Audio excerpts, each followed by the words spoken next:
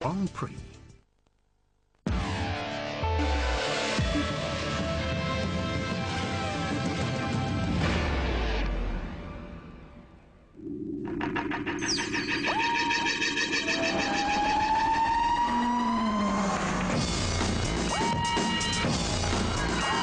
Formula One on ITV in association with Texaco.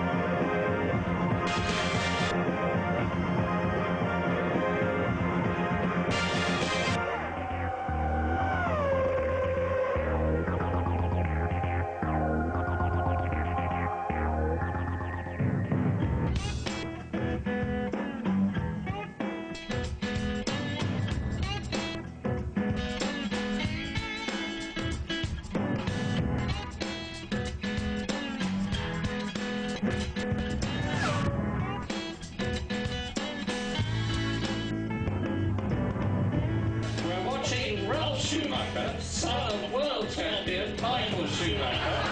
Now the boot is on the other Schumacher.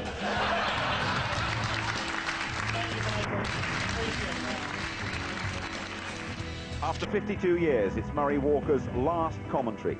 The American Grand Prix is the country's first international sporting event since the terrorist attacks. After the double act with Murray, Michael Schumacher puts the boot into all his rivals, on pole for the 10th time this season. And Michael, 4 times world champion, fastest double. Beat that, he says. And hello there, welcome to sunny Indianapolis. We're all gearing up for Murray Walker's farewell commentary. And by the way, watch out for a very unusual Murray meet before the race starts at 7 o'clock your time. Formula One comes to the United States at a very awkward time. Staging a sporting event like the Grand Prix while the country is still in pain has caused a fair degree of soul-searching. James Allen reporting. In the days following the Italian Grand Prix, many were sceptical that we would be here racing this weekend. Logistical problems, the difficulty of flying to America, not to mention the appropriateness of the US hosting a major sporting pageant, were all put into question. But they came through. The venue looks better than ever, a sophisticated anti-terrorist plan is in place, and the crowd and drivers are clearly delighted to be here. My kids are too young to understand what has happened, and they want to continue to live, they want to continue to love, to play, and that shows you that life has to go on, and that you have to focus to the future with keeping obviously the memory of the past and try and improve things, but keep on living. It sends the message that people are wanting to get out of their house, get out from in front of televisions, go on about their life. We've all grieved, we've all seen the images. We don't care to see those images anymore. We need to accept it and move on. We have taken some extra measures this time. There'll be more uniformed personnel. We always have literally thousands of safety and security people here for the event. And at the Indianapolis 500 and the Brickyard 400, our crowds are roughly twice of what they are here at the United States Grand Prix.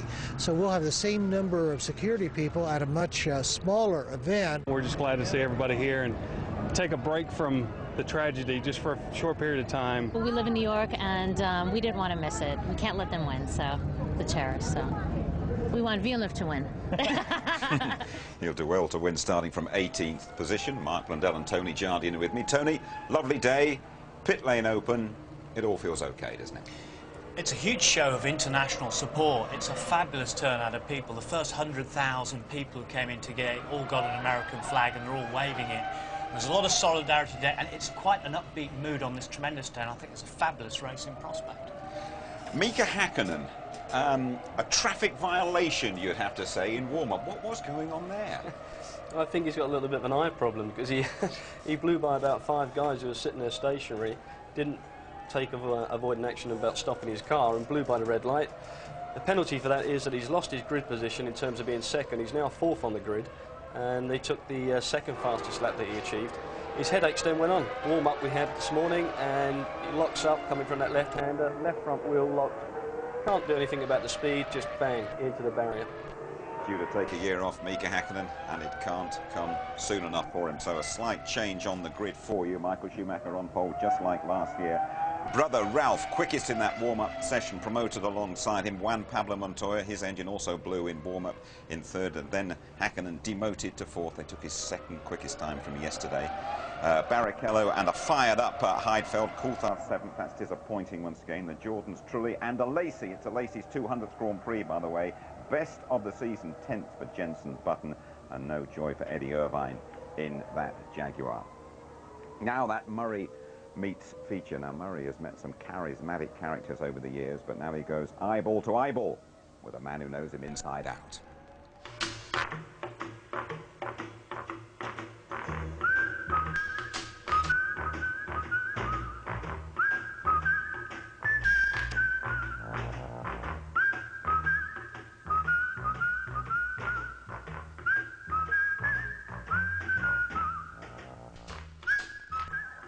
Sadly, this is my last Murray Meets. I've met some absolutely fabulous people, but I've saved the best until the last. This is literally my best friend. I've known him all my life, and that includes 52 years of broadcasting. He's a super bloke, he's got a great sense of humour, very popular in the pit lane, and I think his face and his voice are probably one of the most famous of all in Formula One. So how did it all begin, Murray? Well, first of all, Murray, thanks for an absolutely cracking introduction. How did it all begin? Well, my father was a professional racing motorcyclist and a very successful one. He won the TT in the Isle of Man and all the Continental Grand Prix. And he was racing before I was born. I went to my first race meeting, the TT in the Isle of Man, when I was 2 years old. That was in 1925.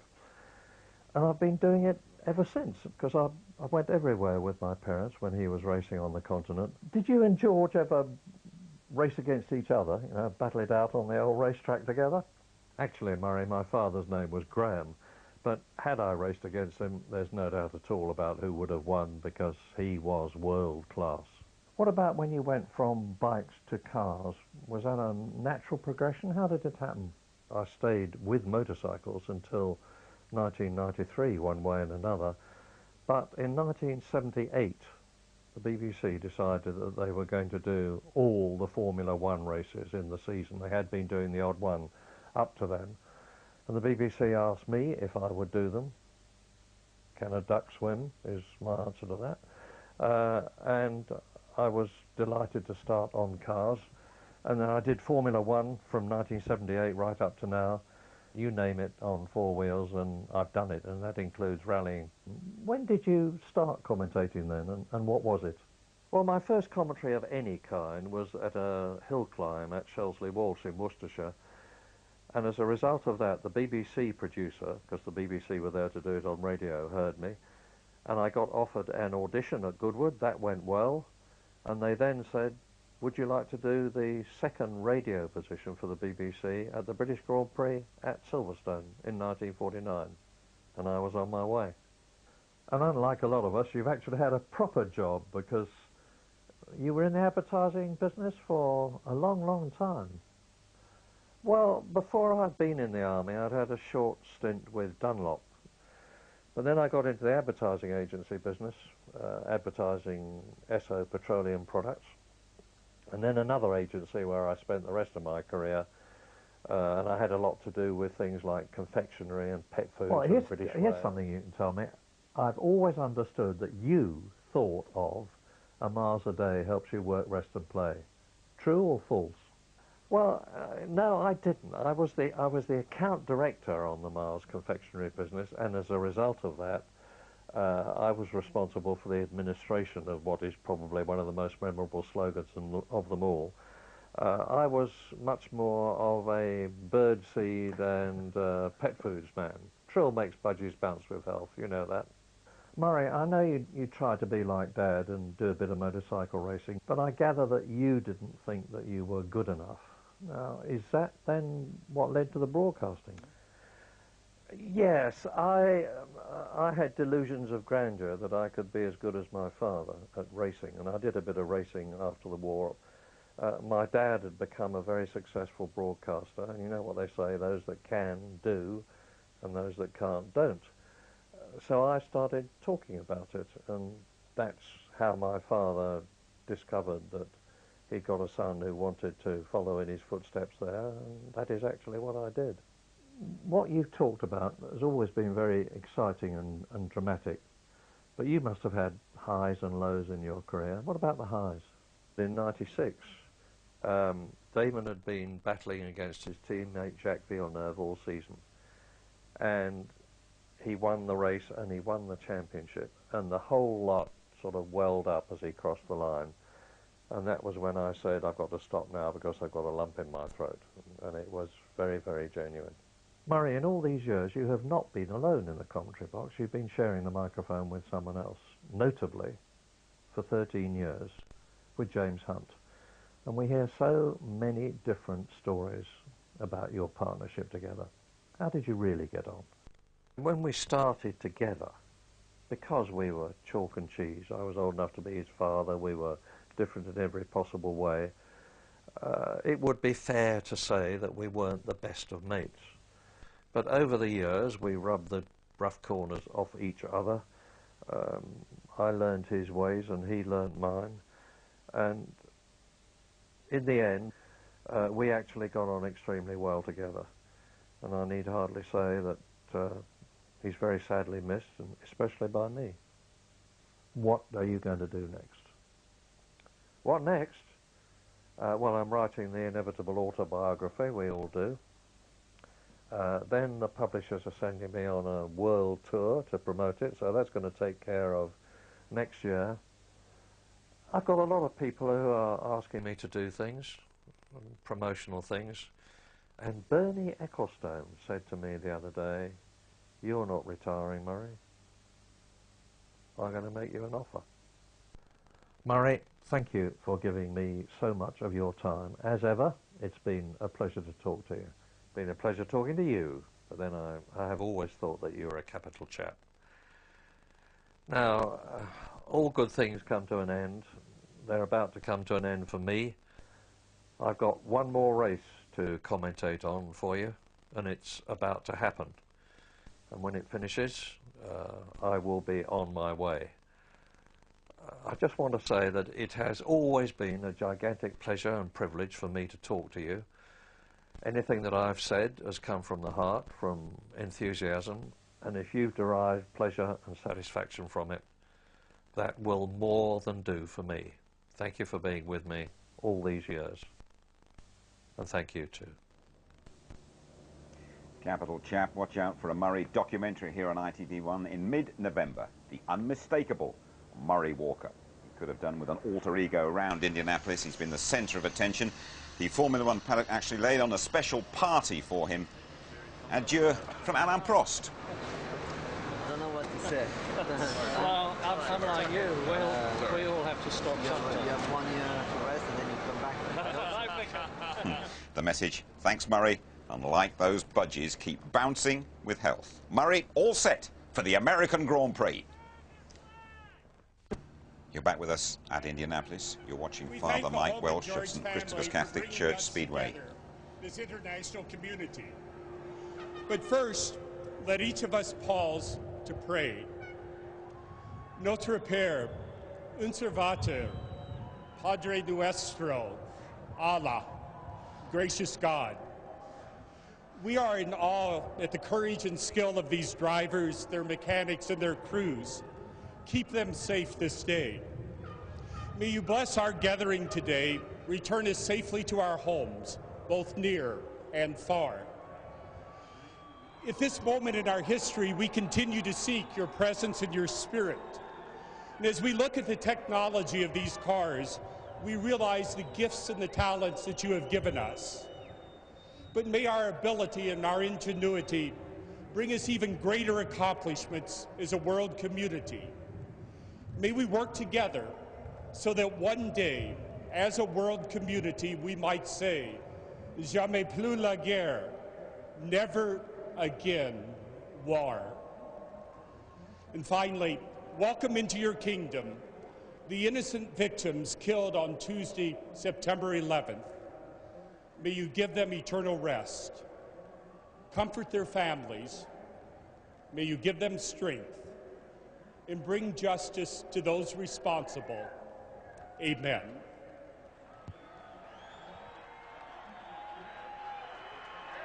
Ladies and gentlemen, would you please remain standing? It's time for our national anthem, performed today by the Indianapolis Children's Choir.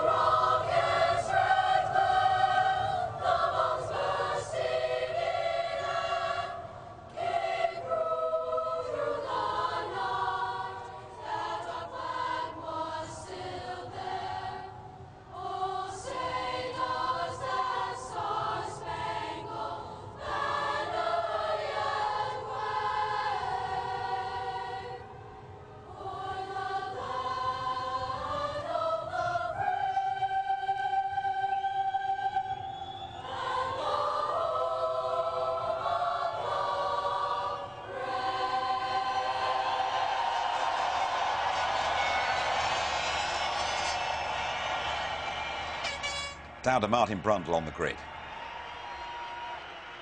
Ladies and gentlemen, the Okay, hello, thank you, Jim. Look at this fantastic anthem. crowd. Double-decker grandstands. Not got long with you. We've just got to try and paint a picture of the feeling on the grid here. There's a lot of frustration from Mika Häkkinen, who's been moved back. Let me tell you, he is very, very unhappy. Most of the drivers are going to be getting in the car now. I don't know if I could... But, Bernie, in 10 seconds, we're here then. Yeah, we are. I said we'd be here. We're here. And we are. Häkkinen, that's too draconian to move him back. I don't understand, to be honest. I haven't had a good look and see what it was, but I don't know why. Okay, see you later. We're really tight on time. The teams are concerned today about blistering of rear tyres. That's both Michelin and Bridgestone. They've got no data from last year because it was a wet, dry race, and therefore they're taking a bit of a stab at today's strategy, so it's going to be very interesting to see. I think it's going to be an incredibly tight race, quarter of a second between the top 8 in the warm-up this morning, and I just want one word from Jean Alesi, who's about to start his 200th Grand Prix. Jean Alesi, 200 Grand Prix, how do you feel? We've got 3 seconds. Honestly, I feel great to be especially with Eddie, and I will enjoy this Grand Prix really much. Bye-bye. Bye-bye, Martin. Murray Walker's farewell commentary then. The American Grand Prix, we are all set to go. Before Murray goes, don't you miss a single word.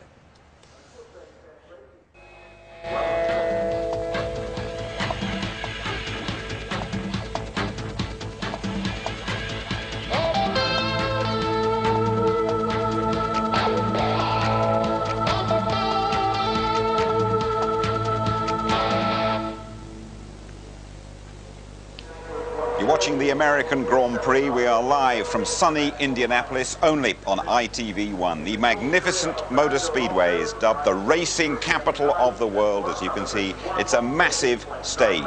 Calling is the word they use for commentating stateside. It is the last call for Murray Walker. On you go, Murray. Does America like Formula One? Well, you should be here. This place is absolutely awesome. The Indianapolis Motor Speedway. fantastic in terms of its scale, its size, its facilities, its history and its charisma. Look, there is the super speedway with its 4 turns. Average speeds of about 220 miles an hour around there for the well-famous Indianapolis 500, a lot less than that for Formula One. You can see the circuit built inside the super speedway. Their lengths are approximately the same. And there is a mammoth crowd here. They're reckoning on 200,000, just about twice as much as any other Grand Prix in the world. They've been pouring in all morning. The conditions are absolutely superb. Sunshine, blue skies, track temperature 26 degrees, good for the Michelins. But Mika Häkkinen, as you've heard briefly from Martin, and I'll get him to expand on it in a moment, is a very unhappy man. He qualified second. He's starting fourth because of that transgression going out earlier this morning. Up go Michael's brother Ralf Schumacher to second on the grid, and Juan Pablo Montoya to third. And Mika Häkkinen will have the red mist down when those lights go out. He's very angry. He said to me this morning, that's why I'm leaving this sport. I'm fed up with this kind of thing. I mean, it was a knee-jerk reaction. It's a retrospective moving of his position on the grid from obviously jumping that red light this morning. He couldn't see the red light because they were 2 abreast in the pit lane. No doubt about it, he did go through it. And of course, going onto the racetrack when the track is closed is a very serious situation. Normally, though, we would expect in the paddock that to have resulted in a fine of some sort. But Häkkinen then, an angry man, will he turn that into frustration and a first corner incident, or one of his brilliant races? We'll have to wait and see. But remember yesterday, Murray, when you mistakenly for a few seconds called 2 Schumachers on the front row? Well, you were right. You're a prophetic man. I was right all the time, wasn't I? Yes. So now we've got the prospect of Michael, 4 times world champion in the Ferrari on Bridgestone tyres, using the hard compound, and that could be very significant. Brother Ralf promoted up to G2, the second position on the grid, on Michelin tyres, and that could be very significant too. Now, is Michael Schumacher going to defer to Rubens Barrichello if he is able to, in order to improve his Brazilian teammates' chances in the World Championship? He's currently just 3 points behind David Coulthard, who is starting down in 7th place. Very, very poor for David Coulthard. So the McLarens are starting 4th and 7th. But when the lights go out, I advise you to just keep a general eye on the grid, because I'm expecting the Benettons, and Jenson Button is starting higher than he started before since he joined the Benetton team. He's 10th on the grid, and Fisichella to blast through because their launch control system is superb. Jos Verstappen, maybe 20th on the grid, but this morning he was extremely fast in the warm-up. He's got a very light fuel load. I'm expecting him to come up.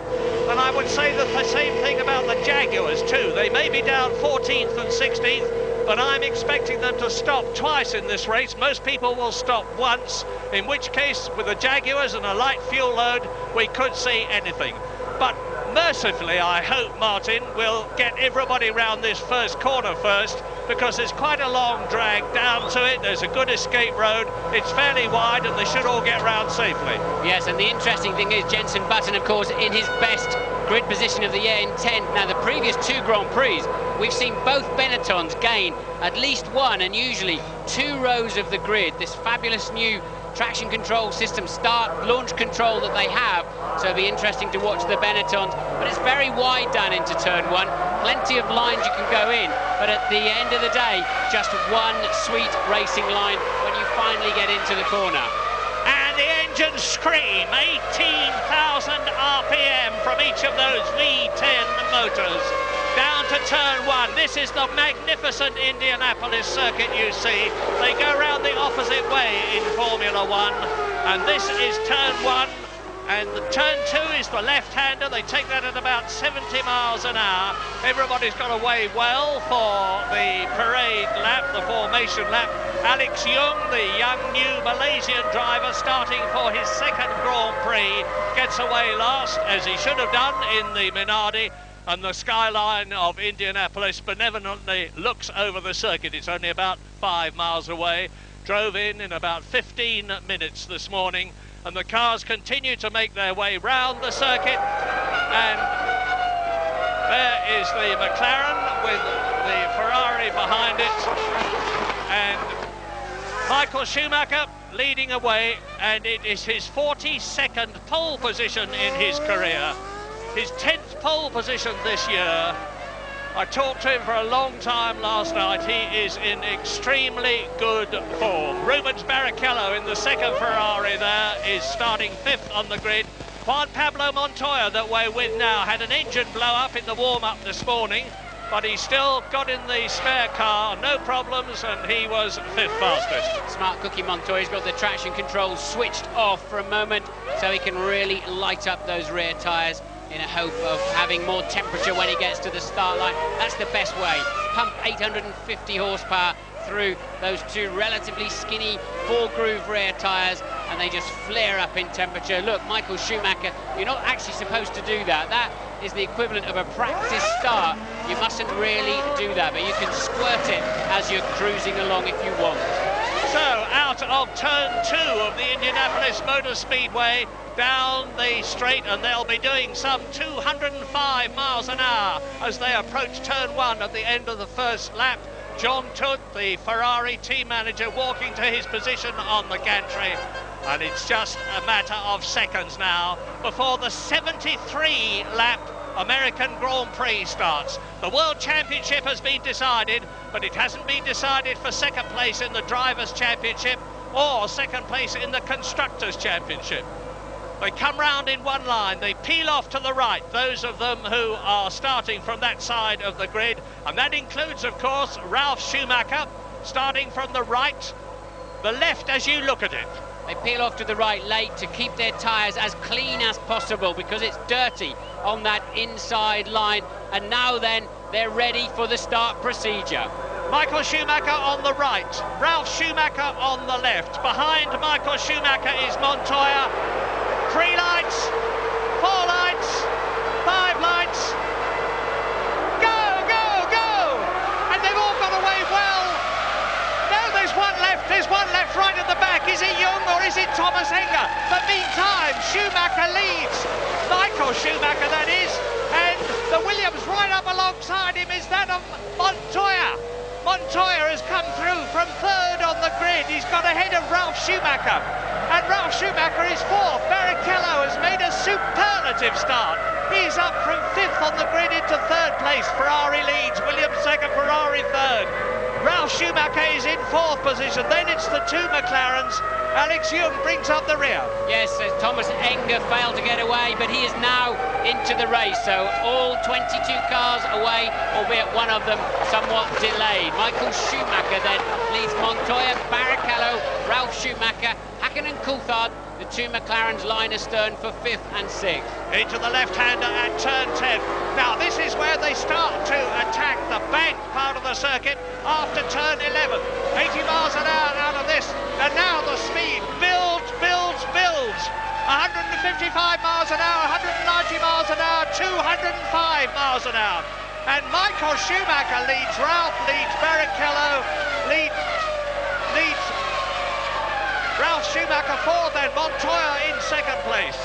And not a great start for the Benettons. They're 10th and 11th. Fisichella. Button slipped a little bit, and Jolyon Lacey was the man who had the worst start, and we've got a touch there. Yeah, and a wing broken, and that is Kimi Räikkönen. Kimi Räikkönen's front wing has been broken as he was sandwiched between Nick Heidfeld, his teammate, and Jolyon Lacey driving in his 200th Grand Prix. I think it was Trulli. I think they were getting caught up. Trulli had a decent start. Look, a Lacey very slow away of the 2 yellow cars. A clear run for Michael, but Montoya then in the BMW. Williams managing to get right alongside. Michael having none of it. Takes the line, pushes him wide, and a bit of squabbling in the midfield, but no major drama at that time. But at the end of the first lap, we will see that Trulli was getting involved in a fight. But this is the picture from Montoya, just over his left shoulder, of course. And look, picked up a beautiful slipstream from the Ferrari, but nowhere to go when he arrived. And you've got to be on the inside there. Michael giving him no slack whatsoever. Nobody was clean. Michael Schumacher's been criticised for cutting across other drivers at the start of the race. That was fair enough. And look at the lead he's building now. He's on his second lap. It was 1/10 of a second. Barrichello perfectly placed. Can he use this slipstream? Montoya goes to cover the inside line. Barrichello braking later and managing to make it stick. Easy for Barrichello then. Right, now let's, right at the beginning of the race, remember that Ferrari have actually got a disadvantage, they thought, some people, at the start here. They're on the harder compound Bridgestone tyre. It may not grip the circuit so well, but it won't degrade, it'll last better. Kimi Räikkönen then, we saw he touched with Jarno Trulli, and he is stopped for a new nose, and he will join in last place. And already we're on lap 3. Ferrari leads, Ferrari second. Schumacher leads, Rubens Barrichello is second. Down to third goes Montoya. Right behind him is Ralf Schumacher. Mika Häkkinen, who started 4th, is down to 5th. David Coulthard, who started 7th, is up to 6th. In 7th is Heidfeld, who started 6th. And Jarno Trulli is in 8th position in the Jordan. And you can see the battle now between the two Williams BMWs, Montoya and Schumacher, with Mika Häkkinen and Coulthard behind them. Out of our view, but Jenson Button has passed Fisichella, with Räikkönen pitting. Button up to 9, Eddie Irvine 11. And just look at this for sheer raw speed. It is terrific. 820, 30 horsepower blasting through those rear wheels. They have to come down to 75 miles an hour. Third gear corner for turn 1. And it is line abreast now. 4.7 seconds covers the top 6. Barrichello 4/10 faster than Michael Schumacher on the previous lap. There it is, a new fastest lap of the race, but that's not a lap record at this stage. A car on the outside travelling slowly. We didn't see who it was, and it is a Sauber. Presumably that's Räikkönen, who's back onto the track. We saw his car smoking a little bit as he left the pits. Thought it was tyre smoke, but maybe then Räikkönen got out some other. Yes, he has, look. Räikkönen with some technical problems. We don't know what. Of course, creeping back to the pits. And here's a flash of intelligence. We believe that the Ferraris have got a two-stop strategy. We believe, we could be wrong, but it makes sense. Look at the way that Rubens Barrichello has come up, presumably with a lighter fuel load. And if that is the case, they've got to build a lead now over the two Williams BMWs of Juan Pablo Montoya, who is 3rd, and Ralf Schumacher, who's in 4th position. Montoya had a very slow lap, a 1:17.6, nearly 2 seconds off the pace last time around, and that's why he's suddenly under pressure from Ralf. Häkkinen in close company. Yellow flag, stationary yellow flag I can see in the background, and we think it's an oil flag, so some debris or something slippery on the racetrack. Montoya is struggling. Yeah, Ralf Schumacher is pushing. He's in 4th position, and Mika Häkkinen is just behind them. There's the McLaren, and behind the McLaren it's David Coulthard. So is Montoya holding things up? You can see they're piling up behind him. In the meantime, the gap between the two flying Ferraris at the front and the Williams is increasing. It is now 3.6 seconds between Michael Schumacher and Montoya. And Michael's going to let Barrichello pass. Barrichello has a car that's 0.4 of a second faster. So Michael clearly, easily lets him through. Michael will remember leading this race last year and spinning off in these very slow corners through lack of concentration. Still went on to win, of course, but Barrichello then with easily the fastest car on the racetrack, suggesting less fuel, of course. Yeah, that could be one of two things. It could be either that Rubens Barrichello is on a two-stop strategy and Michael isn't, or it could mean that Michael, even this early in the race, is deferring to the Brazilian to let him through and hopefully, from their point of view, win this race, get 10 World Championship points, put himself ahead of David Coulthard, who is only on 1 World Championship point at the moment. Lap 6, 73-lap race.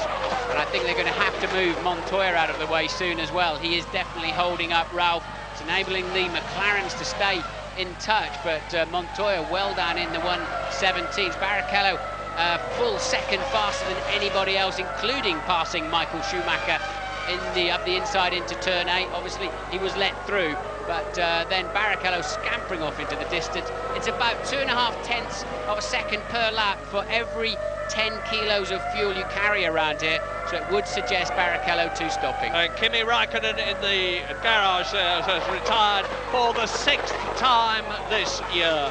They've just cleared turn 8 up to the hairpin at turn 9.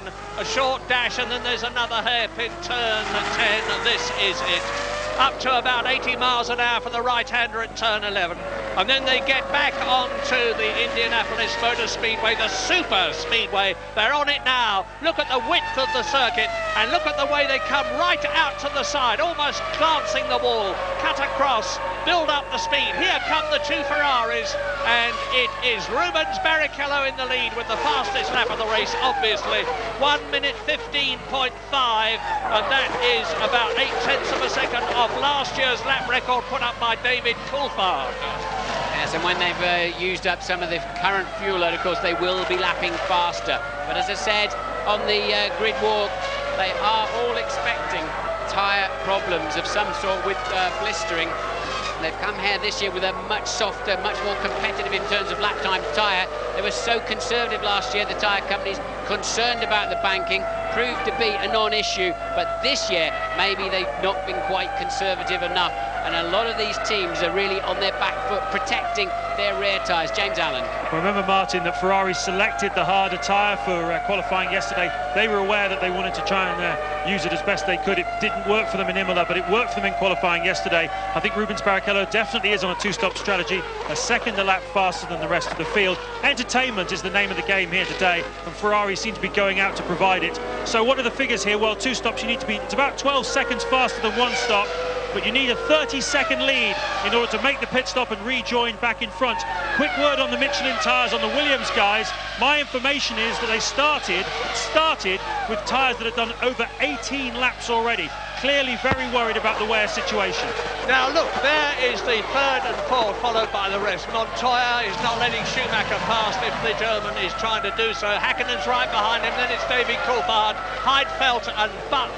And between those there is only about 3 seconds. So it's mighty, mighty close. The traffic needs to break. Heidfeld keeping the two McLarens on us. He's got a point to prove, hasn't he? He's been bypassed for the McLaren drive for next year by Kimi Raikkonen. Raikkonen in the pits. He's had a dismal time since he signed for McLaren, as it happens, for next year. But Heidfeld really been on it all weekend. Didn't get away from the start too well, and that put him behind Coulthard. But now he's managing to stay with them. I suspect those McLarens are quite fat on fuel. They'll come back into play later on in this Grand Prix. Yeah, it's going to be very interesting to see how the race develops. Last year, of course, the race actually started off in the wet. The track was wet. It wasn't actually raining. It was very misleading. And we had people coming in as early as lap 6. Rubens Barrichello came in on lap 6 to switch tyres. The crafty and experienced Michael Schumacher stayed out and reaped a tremendous benefit because he subsequently won the race by being able to do what Ayrton Senna had done so frequently in the past, keep out on what seemed to be the wrong tyre for the conditions and still not have his lap times suffer. Well, Nick Heidfeld is undoubtedly the man to watch at the moment. He's in 7th position, and there he is behind David Coulthard's McLaren. He is in the points. Both the McLarens are in the points. Both the Ferraris are, of course, on a potential 16 World Championship points for first and second place. Both the Williams are in the points at 3rd and 4th. So it is dominated, as you would expect. Ferrari, Williams, McLaren and Heidfeld there with the red wing mirrors on the Sauber, followed now by Jenson Button, and there he is in 8th position. Jenson started 10th in the Benetton. He has worked his way up 2 places. He's 2 places ahead of Giancarlo Fisichella, his teammate. Yes, out of picture again. Button then has put a move on Trulli somewhere, so Jenson Button coming through the field very nicely. Isn't it great to see him back on form? This last 2 or 3 Grand Prix, he's really been looking like the Jenson Button we saw last year. Tripped over, of course, Trulli, ironically, in the first corner at Monza with a bit of an over-ambitious move. But Button then heading for a decent Grand Prix at last. And here is the 200 Grand Prix boy, Jean Alesi, as he goes through to complete lap 9 in this 72-lap race.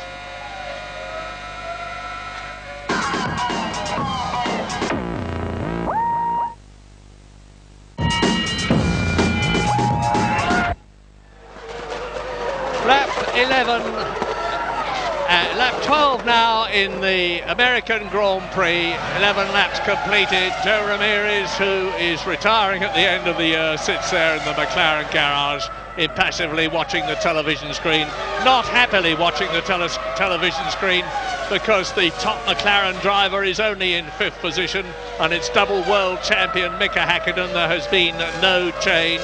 David Coulthard, there he is, just going under the banner, followed by Nick Heidfeld in the Sauber in 2nd position. As we look at the 2 Williams ahead of him, we can't look at the Ferraris, because Rubens Barrichello is 6 seconds ahead of Michael Schumacher, and Montoya is another 3 seconds behind them. So we've heard James Allen saying that the leaders need something like a 30-second gap if they're on a 2-stop strategy, which we believe Rubens Barrichello is.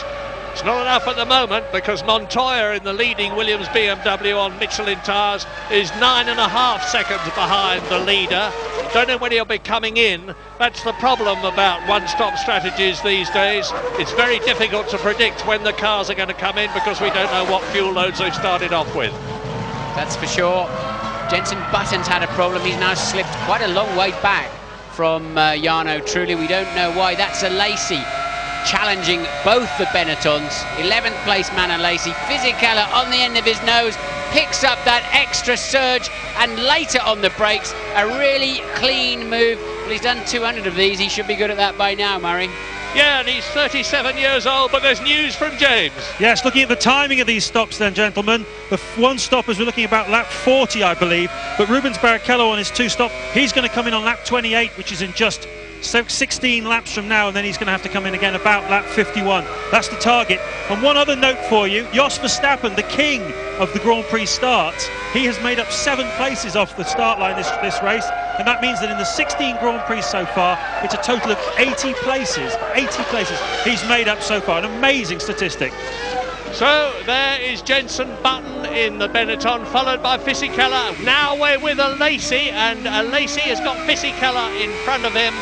So underneath the banner, into the right-hander, a terrific battle now between the 2 Benettons with their new Renault 111-degree V10 engine, and Jean Alesi in the Honda-powered Jordan, and Alesi's flying.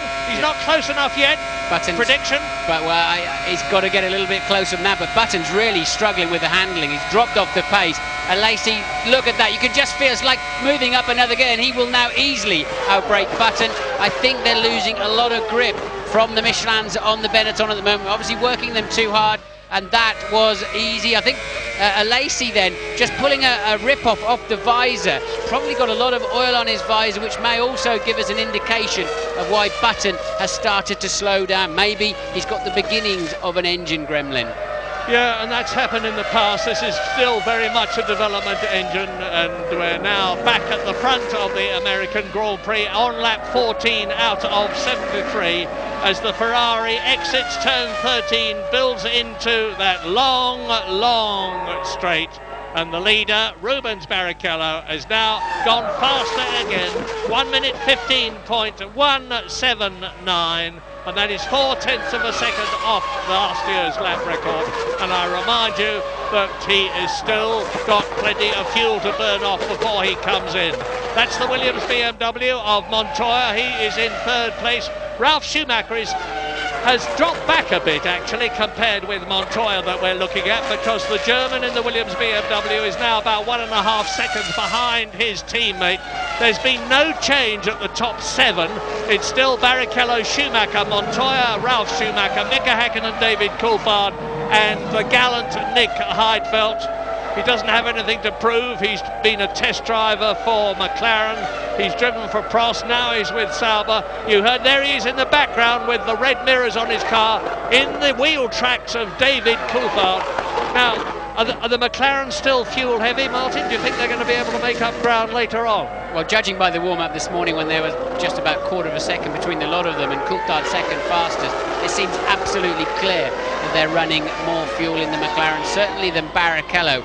Interestingly, Michael Schumacher second, Montoya third, Ralf Schumacher fourth. They're pretty much stable at the moment with regard to the gap. So this is the best squabble on the circuit right now. Heidfeld just hanging on to the shirt tails of Coulthard, and Hakkinen easing away now by some 2.8 seconds. But look at the heat haze behind the cars. That's 800 horsepower that's been dispensed with, and surging them down at well over 200 miles an hour before they hit the brakes into turn one, just literally tens of meters before the corner. It's a brilliant experience, let me tell you, when you experience that kind of power, that kind of energy. But what about the others, I hear you cry? Well, Eddie Irvine in the Jaguar has moved up a couple of places from 14th at the start into 12th position. Jos Verstappen has done what we've seen him do so often in the past. You've heard from James. He's marched up from 20th on the grid in the fuel light arrows. He will certainly be on a two-stop strategy to 13th on the grid. The BARs, which did so badly in qualifying, aren't doing a lot better in the race because Olivier Panis is 14th. And Jacques Villeneuve, the world champion of 1997, is down at 17th place. They're sandwiching Frentzen and Bernoldi in 15th and 16th places. And there is only one retirement so far, and we're on lap 17 out of 73 now. And that's Kimi Räikkönen, who you saw with the wing problem, with somebody trod on it. And he is out on the 15th lap. And we're on lap 16 now. And coming towards us again, the McLaren and the Sauber. Coulthard and Heidfeld. This is the battle on the circuit, because there's 9 seconds between Barrichello and Schumacher. There's nearly 4 seconds between Michael Schumacher and Montoya. There's 1.5 seconds between Montoya and Ralf Schumacher, the two Williams BMWs. Mika Hakkinen, I don't know if he's dispirited or if he just can't wring any more performance out of the McLaren, but he's 17, nearly 18 seconds behind Rubens Barrichello now. He's still in the points, and David Coulthard is 20 seconds behind Barrichello. Yeah, but not looking good for Coulthard's second place in the championship, is it? It is. Barrichello leading in a 10-point position at the moment. Coulthard with just 1 point if the race would have finished now, and also Ralf Schumacher in 4th place ahead of him too. So Coulthard second place in the championship, and McLaren second place in the Constructors' Championship, looking pretty much under pressure. I'm just trying to work it out while you were talking. 7 points the Williams team is on at the moment, and they started this race 8 points behind McLaren in the Constructors' Championship. But on the other hand, Hakkinen and Coulthard have got 3 World Championship points between them. So McLaren are still in the lead in the Constructors' Championship for second place. Ferrari have won it, of course, as they did last year and as they did in 1999. And all alone on the circuit, Jarno Trulli there goes round and keeps marching. He is in 8th position. He's 7.5 seconds behind Heidfeld, and he is some 8 seconds now ahead of his teammate Jean Alesi. So Jean Alesi, as I said before and I'll say again, in his 200th Grand Prix, has come up from 9th position on the grid. He dropped back and he's back in the 9th position where he started now. But if both the Jordans can keep going, I still think it's unlikely that all the cars in front of them are going to finish. They're in with a shout for some points. We're on lap 19. It's a 73 lap race. There's a long way to go. In terms of temperature, it's continuing to creep up. It's 27 degrees, and I say again, the hotter it is, the better the Michelin tyres like it. 200 then written clearly on the side of Alesi's Jordan. I started over 150 of these, but when I walked down the grid, I can't remember any of them, and it seems like it was somebody else's life. It really is a strange feeling when it's all over, and I wonder if Jean will be experiencing that. But he's got so much enthusiasm for Formula One. Will he keep that Jordan seat? What do you think, Murray? I suspect, sadly, he won't keep the Jordan seat. There are all sorts of rumours about other people taking his place. One of the rumours is that Fernando Alonso is going to move from Minardi to Jordan, and I emphasise these are rumours. It would be very sad if Alesi, who is the oldest driver in the race as well as the one with the most Grand Prix under his belt, retired. He's much loved, wonderful personality. He'll fire off a burst of invective at people, lose his temper briefly, and then smile, throw his arms around you, and you'll all be friends again. Now we're with Montoya as he comes into the start and finish straight at some 200 miles an hour. And he's speeding up, is Montoya. He is gaining on Michael Schumacher. It's only 2.2 seconds now between the third car that you're riding with and the second car, which is that Scarlet Ferrari now, just going round turn 4 into turn 5. And that is Rubens Barrichello leading the race. So now look back, it's a 10-second gap. You're not going to, if they stay with him, and they are staying with him, with the heat haze pouring out of the back of the car, because the exhaust pipes, 5 cylinders on each side, exit through the top of the bodywork there, just in front of the rear wing. And that is to enable as much clean air to get at the rear wing as possible, to help the aerodynamics, to force the tyres down onto the ground. More rubber on the track means more grip. More grip means more power transmitted. More power transmitted means more speed. Barrichello has won one Grand Prix in his career, the German Grand Prix at Hockenheim last year. He desperately wants to win another. He's going the right way about it now, but he's still only 12 seconds ahead of Montoya. He needs a lot more lead to retain it when he comes in. Yes, he deserved to win in Monza, in my view. Obviously, a fuel rig problem there cost him the Italian Grand Prix just 2 weekends ago. But I think he's just been given the hurry-up to make his strategy work. Barrichello is not far enough ahead, as you rightly say. You're getting good at this commentary game, Murray. And Barrichello really has got to get on it some more, because suddenly the 2 Williams are coming into the zone. They've driven a very sensible, very mature early stages of the Grand Prix. They've had lower tyres on them, more used tyres to stop the blistering. They don't care about the total wear rate, they want to stop the blistering. So Barrichello leads by 10.9 seconds now from Michael Schumacher. Juan Pablo Montoya is third, Ralf Schumacher fourth, Hakkinen fifth, and Coulthard sixth.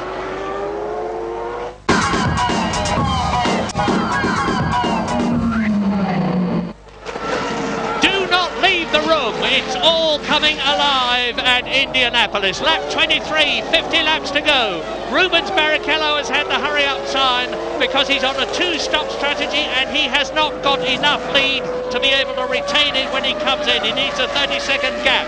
He's only got a 13-second gap. Michael Schumacher is still second, and you're watching the battle now as Michael Schumacher, in his new style helmet incidentally, is being pursued and caught by Juan Pablo Montoya and by Ralf Schumacher, his brother. So, second, Schumacher, Michael. Third, Montoya, Williams. Fourth, Ralf Schumacher in the yellow-topped helmet in the Williams BMW. And the Williams team are getting ready. They're getting up now. They're going to come out. This is at lap 24. It looks as though they're getting ready to bring one of the Williams in for a tyre stop and refuel. As you look at Alex Young in the background, pursued by Thomas Enger, and being caught to be lapped on lap 24 by Rubens Barrichello.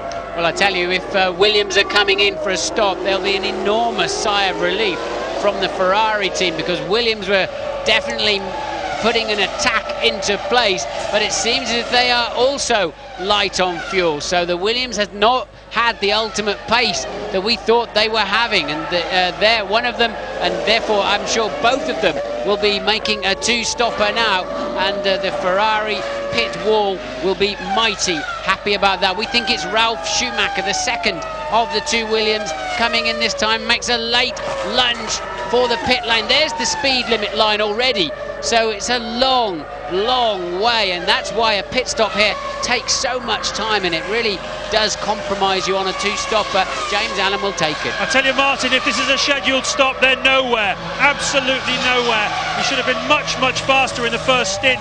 Really worn Michelin tyres coming off.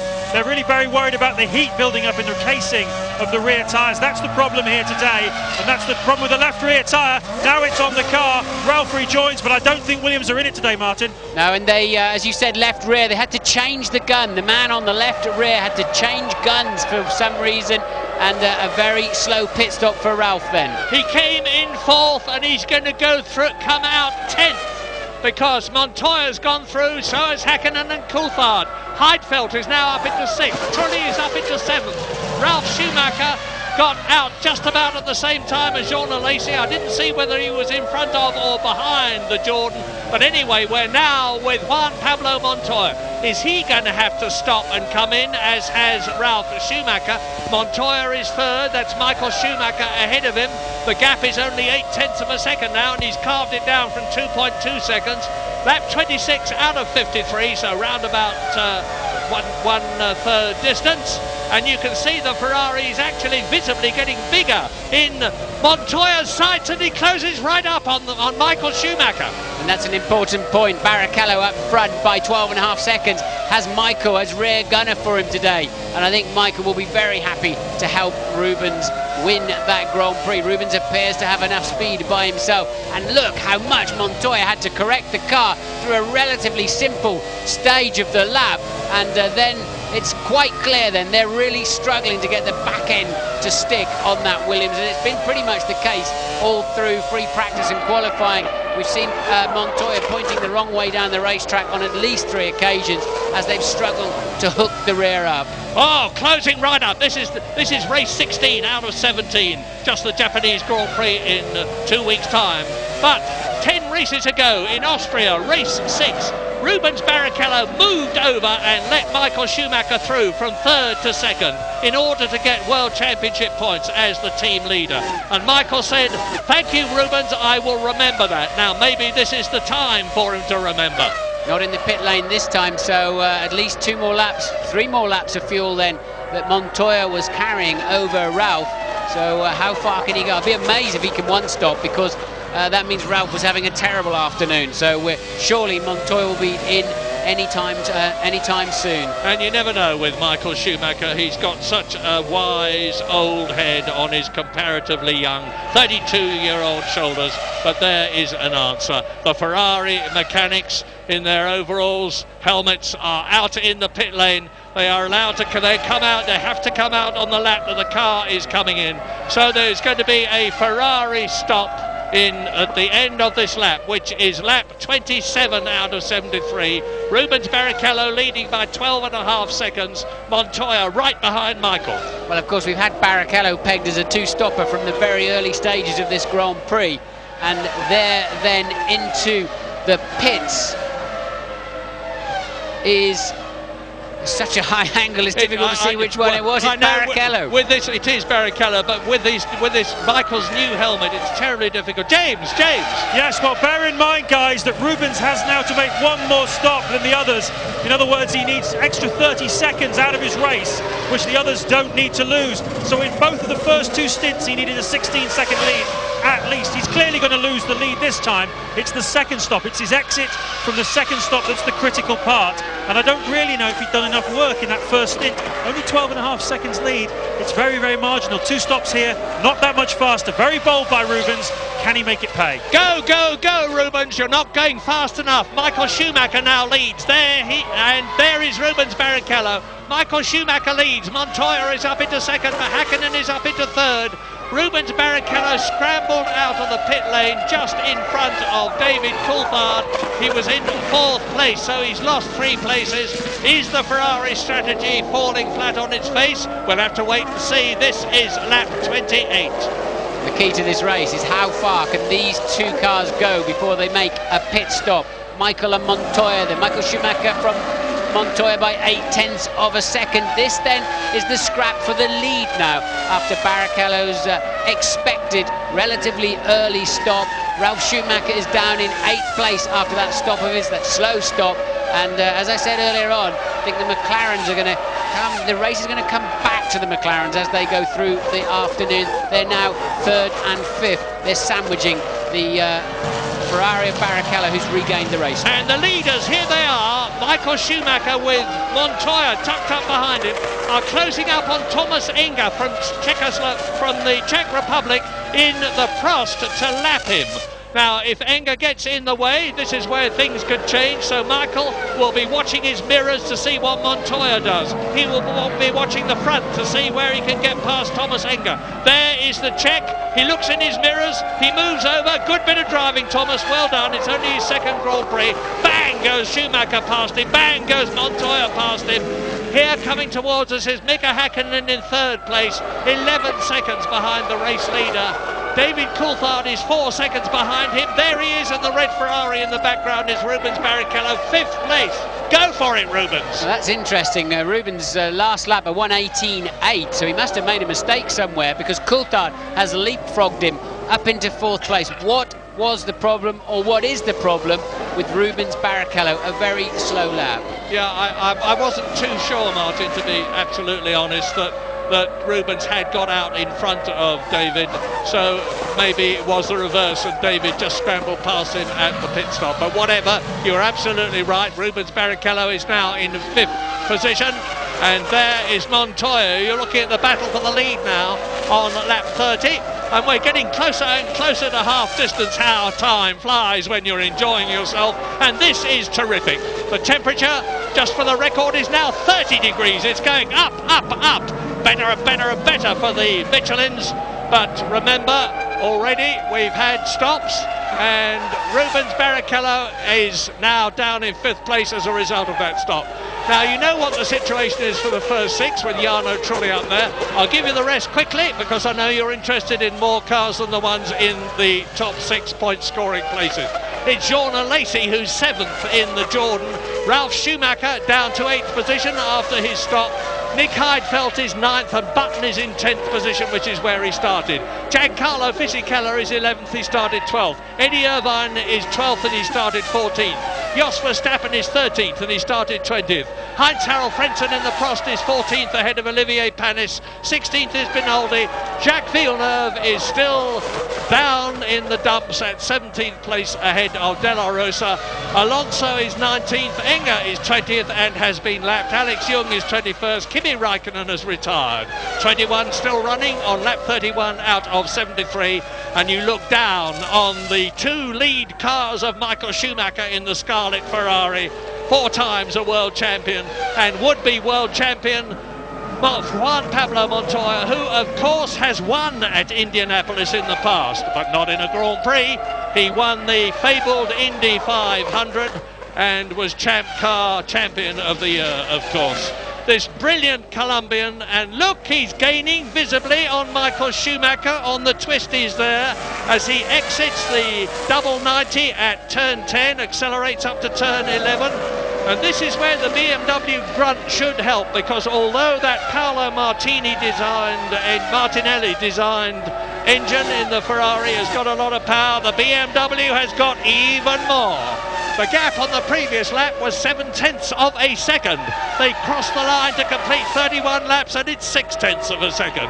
And Häkkinen is 11 seconds behind them. We ride with Montoya. And that's what it feels like to be 2nd place in a Grand Prix, on the edge of your seat then, and let's chase down Michael Schumacher to see if we can snatch the lead. And look, Montoya having a bundle of opposite lock to keep the car on the racetrack, collected it up nicely, and look how much time he lost just for that simple, necessary correction. Montoya, what a brilliant race he's driving this afternoon. Had much more fuel on board than his teammate Ralf Schumacher, and still making it work out there.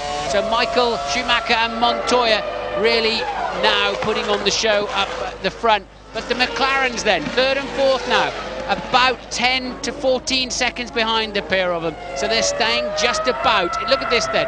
This is Montoya in turn 3, and really had to turn into that slide as you would on the road in your road car, even just turn in and keep the car pointing in the right direction, but you edge out onto the dirty stuff. I don't get too many slides like that in my road car, Martin. You're a very sensible chap, Murray. 32 laps then.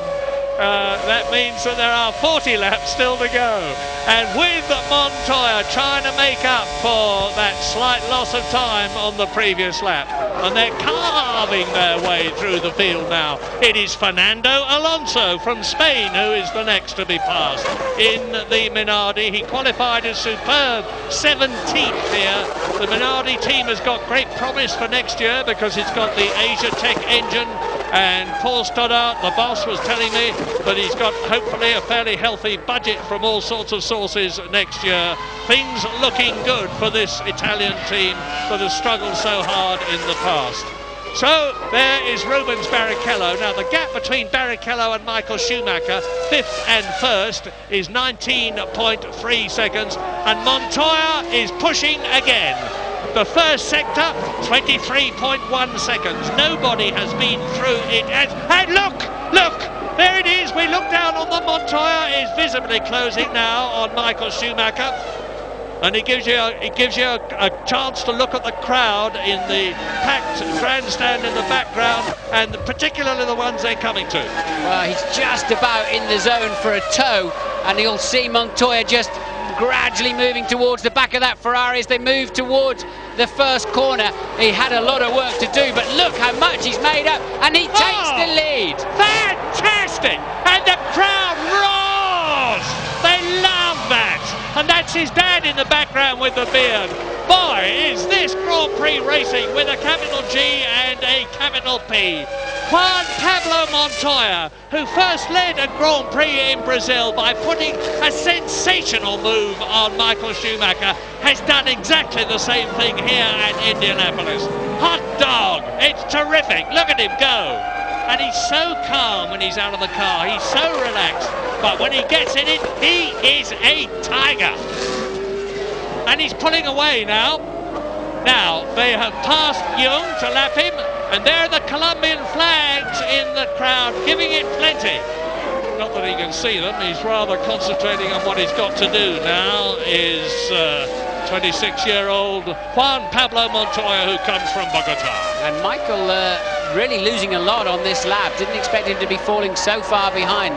Montoya then, the last of the late breakers. He really did get in that slipstream. I'd love to see a replay of that, please, Mr. American producer. It was a great move, and didn't he make it stick when he got to the end? Very, very brave, and that's the beauty of the run down to the first corner. It's so wide, you can't cover your line, you can't defend the line. Somebody wants to have a go at you, they can get past you. And Montoya then pulled out a 1.2 second lead on that lap alone. Fingers crossed for Montoya and for Williams and for BMW, because he blew an engine in a very big way in the warm-up this morning. Bang, it went, and the session had to be stopped because there was so much lubricant on the circuit it had to be cleared up, and a few bits of shrapnel as well, bits of broken metal from the engine. But this one seems to be going well. 35 laps now, just being completed, and that is just one lap of half distance in the American Grand Prix at Indianapolis. A great race. The crowd is genuinely enthralled. I can see thousands of them out of my commentary box window. And where was Michael Schumacher in that picture? That's Heidfeld, who's on a two-stopper. He's dropped down to 8th, fallen away from the McLarens, of course, with that, and that's why I think he was staying so close earlier on, although he has been fast through the weekend. And Montoya then, a new lap record, a 1:14.448, and Montoya really stepping on it now. He's got a new lease of life. He's leading the US Grand Prix with a brilliant move. He's 2.3 seconds ahead now, and Juan Pablo really getting on it. Lap 36, race order. Montoya leads, Schumacher, Michael second, Häkkinen third. 12 seconds between them for those, the first and third. David Coulthard is fourth, Barrichello is fifth, Jarno Trulli, Jordan is sixth, Jordan Lacey is seventh, Nick Heidfeld is eighth, Ralf Schumacher is ninth, and out come the Williams team, and to complete the 10, it is Jenson Button in the Benetton, ahead of Fisichella. So, now let's wait and see Juan Pablo Montoya come in from the lead in the Williams to change tyres, take on fuel, and this is going to be a crucial stop. So turn 11 then, he'll go up high into 12, and then he'll sweep down at the last possible moment into the pit lane. There it is, and look for the white speed line. There it is now. He's on the limiter, 120 kilometres per hour. Look how slow that feels compared to those cars going around on the banking. And now the pit lane proper coming up, and we're hopefully going to go all the way in. No, we're not. To follow him right into the box. Will they have any problems with fitting the tyres? It all appears to be going well at the moment. The hands are up in the air. My wheel is fitted, that says, and he's just waiting for the fuel now. Watch the lollipop. It says put it in first gear. He's already in gear, and away he goes. So a reasonable stop. I wonder why it didn't look like 13 seconds, did it? No, but Schumacher is back in the lead again. Schumacher, Michael. Hakkinen is now up to second for the first time in this race, a 10-second gap between them. The second McLaren, David Coulthard, is up into third place as you look at Eddie Irvine's Jaguar being pursued by race leader Michael Schumacher to lap the Irishman.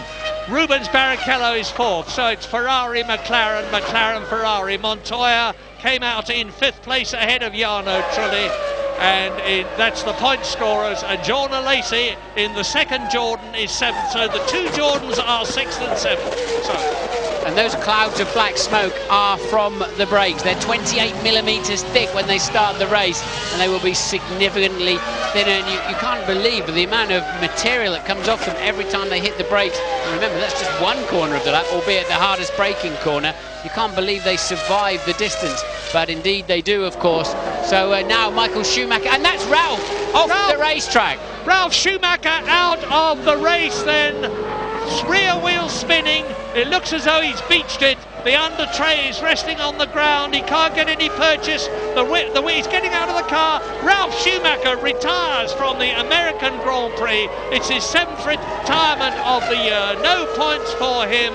No points for BMW either, or for Williams, and he's very sensibly getting out of the danger zone as quickly as we can as he looks at this replay.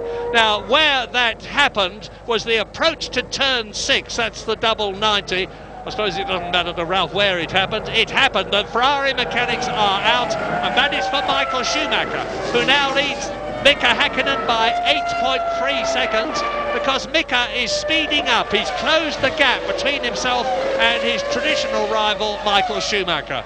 So definitely only one Williams. If that is going to finish the race, it's going to be Montoya if he keeps going.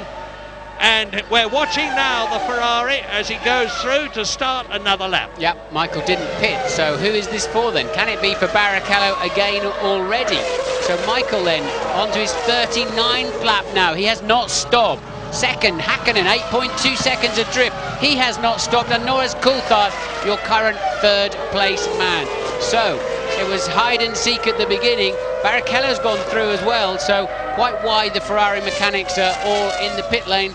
We'll have to wait and see. Michael obviously deciding he didn't want to go in that lap. Sometimes you can run out of fuel if you do that. You can go one too many laps, but for whatever reason then, neither Ferrari calling in when the team looked ready for them. Well, it looks as though something very odd is happening between McLaren and Ferrari. Maybe James Allen knows the answer. Yeah, Montoya! Stop it! James, sorry! Montoya slowing! Montoya stopping! It looks as though both Williams BMWs are out of the race. Yes! This is lap 39. Schumacher out, Montoya out. Finito! And remember, that's exactly where he stopped this morning when he blew up, Murray, and they had to put the red flags out. They had to stop the session as Michael Schumacher pits from the lead. So Schumacher in this time around, and Montoya stopped there this morning, and it's very difficult to recover a car from that position on the racetrack. It's the pit wall, there's no way through there, so I wonder how they'll handle the stricken car. Double waved yellows at the moment, of course. Then Hakkinen goes through. He is temporarily the leader, of course.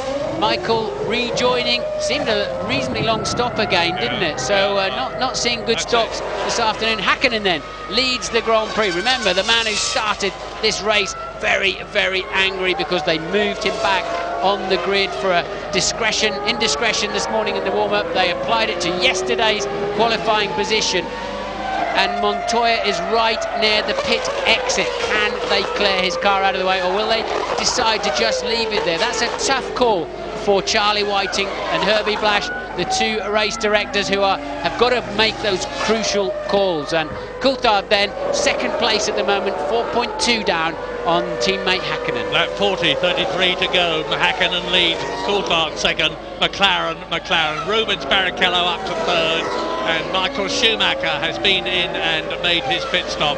This is Rubens, and the gap between himself and David Coulthard is some 5 seconds as Alex Young moves over and lets him through. Nearly stopped, it looked to me. Oh, he's coming into the pit lane.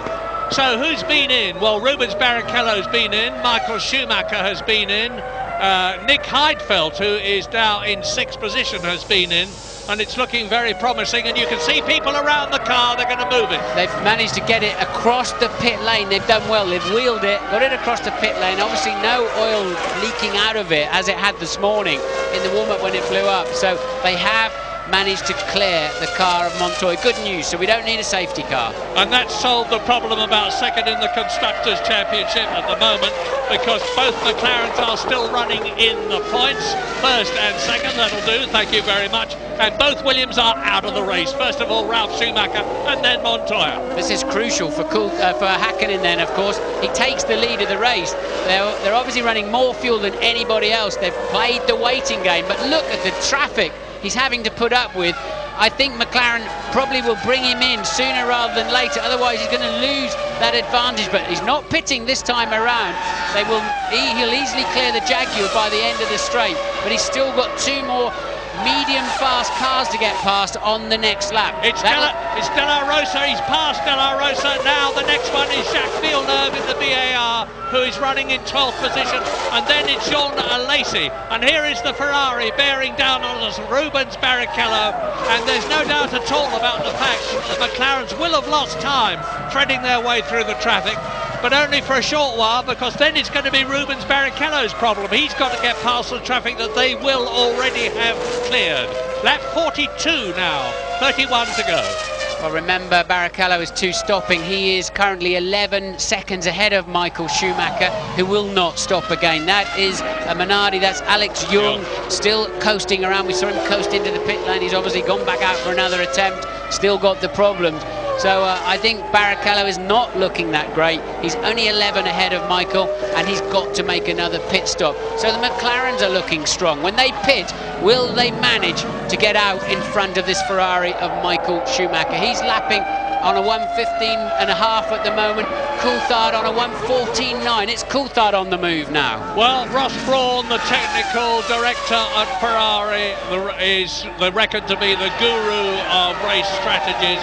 It may well be that McLaren are outthinking him in this race, because on lap 43 there is Mika Hakkinen, and he's got ahead of Jean Alesi to lap the French Sicilian, who is in 10th place.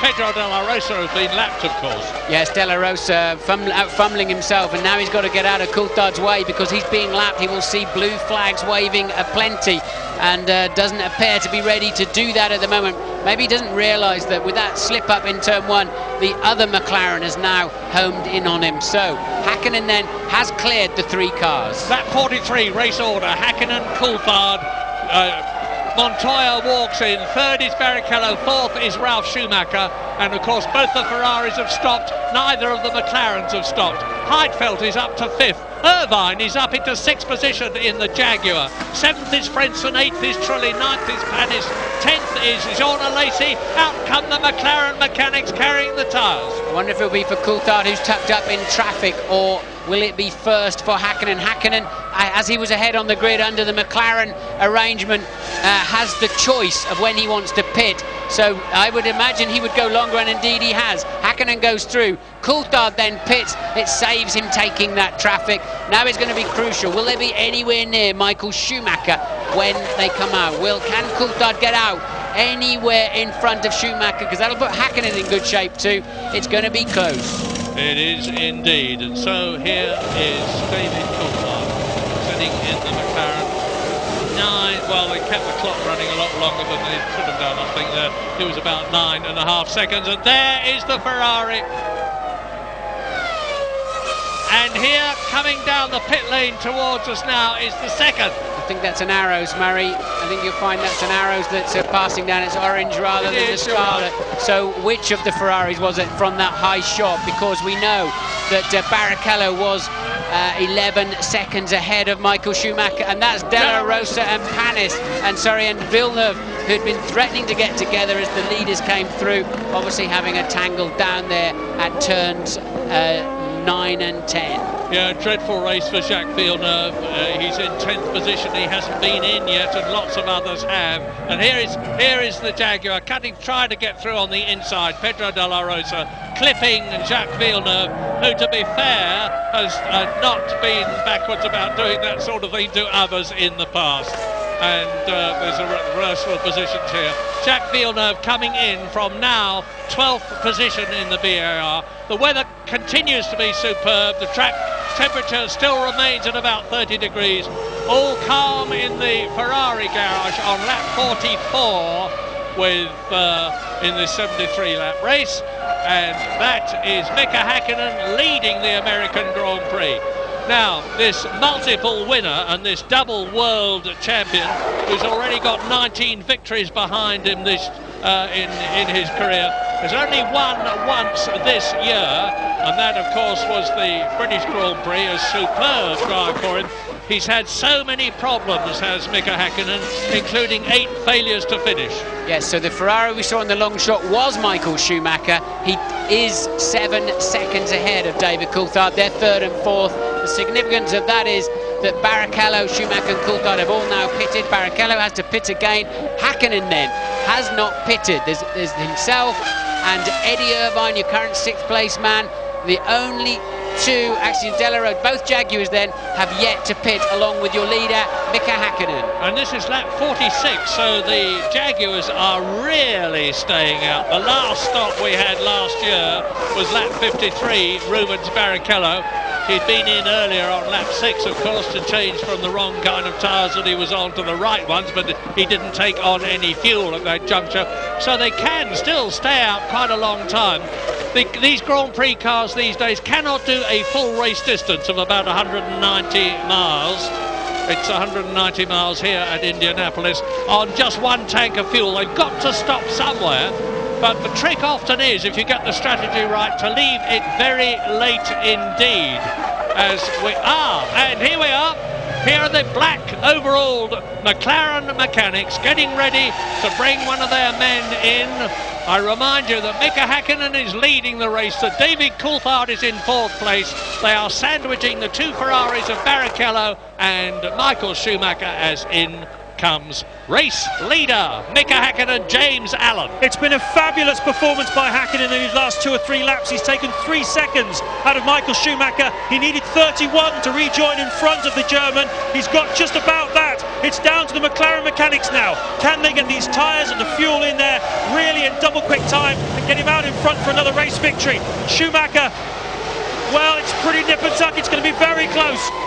Well, Rubens Barrichello is leading, I can tell you that, on lap 47. There he is, he has gone through. Rubens Barrichello from Sao Paulo, Brazil, leads. Mika Häkkinen exits the pit lane. I think Häkkinen is ahead. I saw Schumacher go past the window. Häkkinen should have got up to speed. Yes, he has. So Mika Häkkinen then, we believe he is ahead of Michael, showing 2nd at the moment. Of course, it's Barrichello on his 2-stopper that now retakes the lead of this Grand Prix. But I think the real fight for the ultimate winner is between Mika Häkkinen and Michael Schumacher. 2nd and 3rd, David Coulthard, just 4 seconds away from them too. So if the gloves weren't off before, and they were, they are now, and we're leaving, but we're coming back. But quickly, it's Barrichello, Häkkinen, Schumacher, Coulthard, Nick Heidfeld, Eddie Irvine.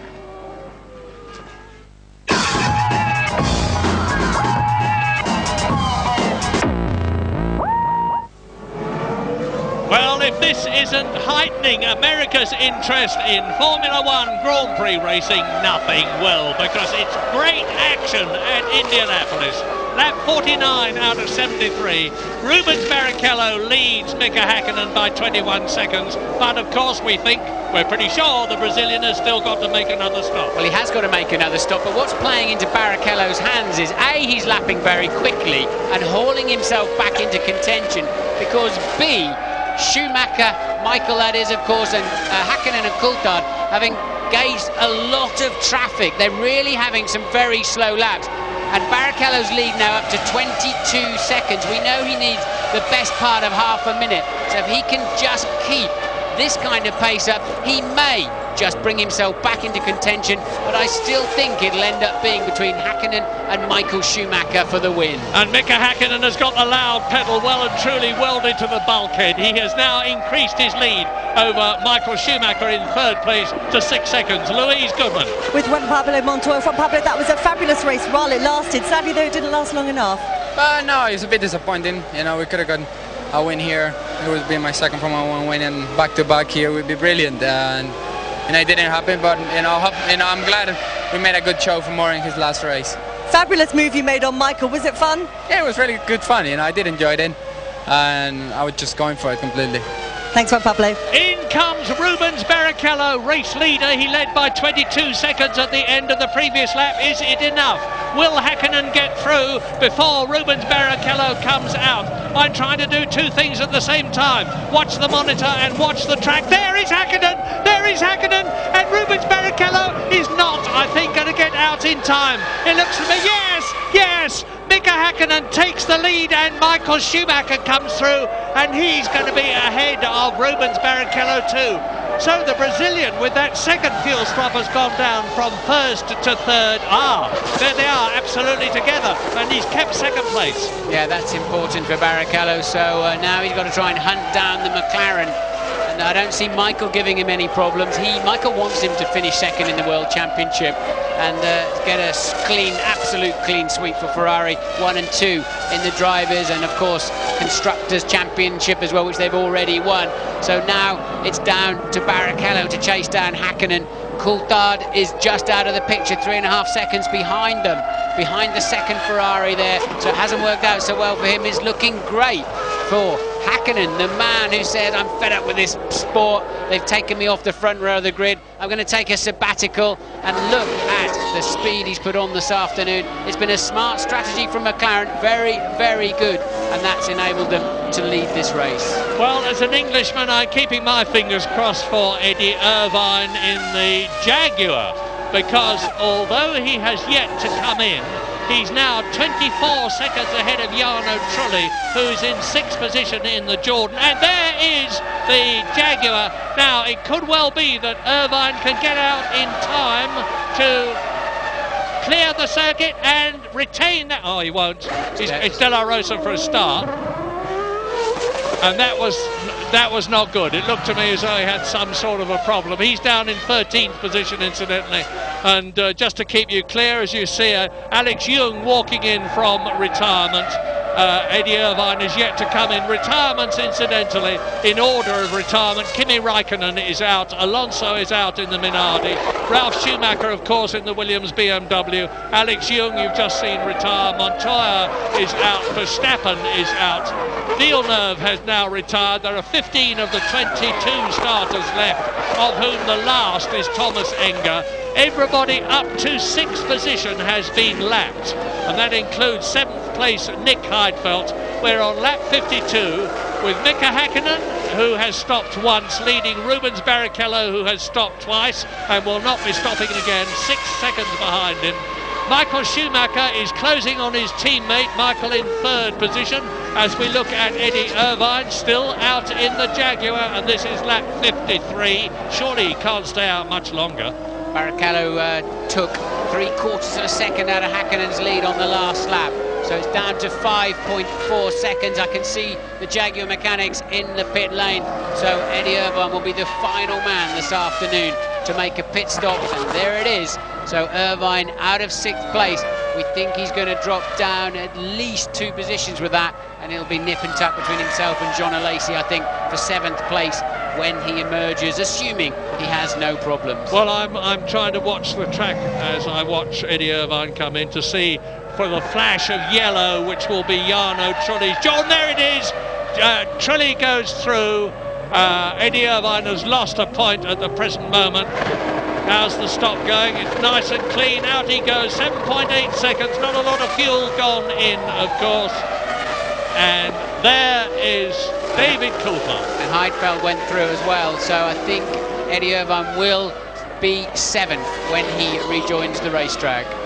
There's not going to be a lot in it between the two of them, and we're on lap 53 now, so there's 20 laps to go.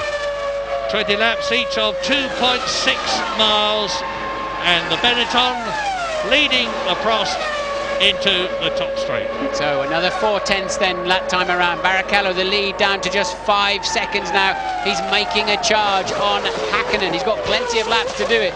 If he moves along at that kind of pace, Barrichello can haul himself up to give himself a chance of winning his second Grand Prix. So Rubens then really getting on it now. Can Mika Häkkinen respond? Michael Schumacher's cruising in third, really, and Coulthard keeping a watching brief too in fourth.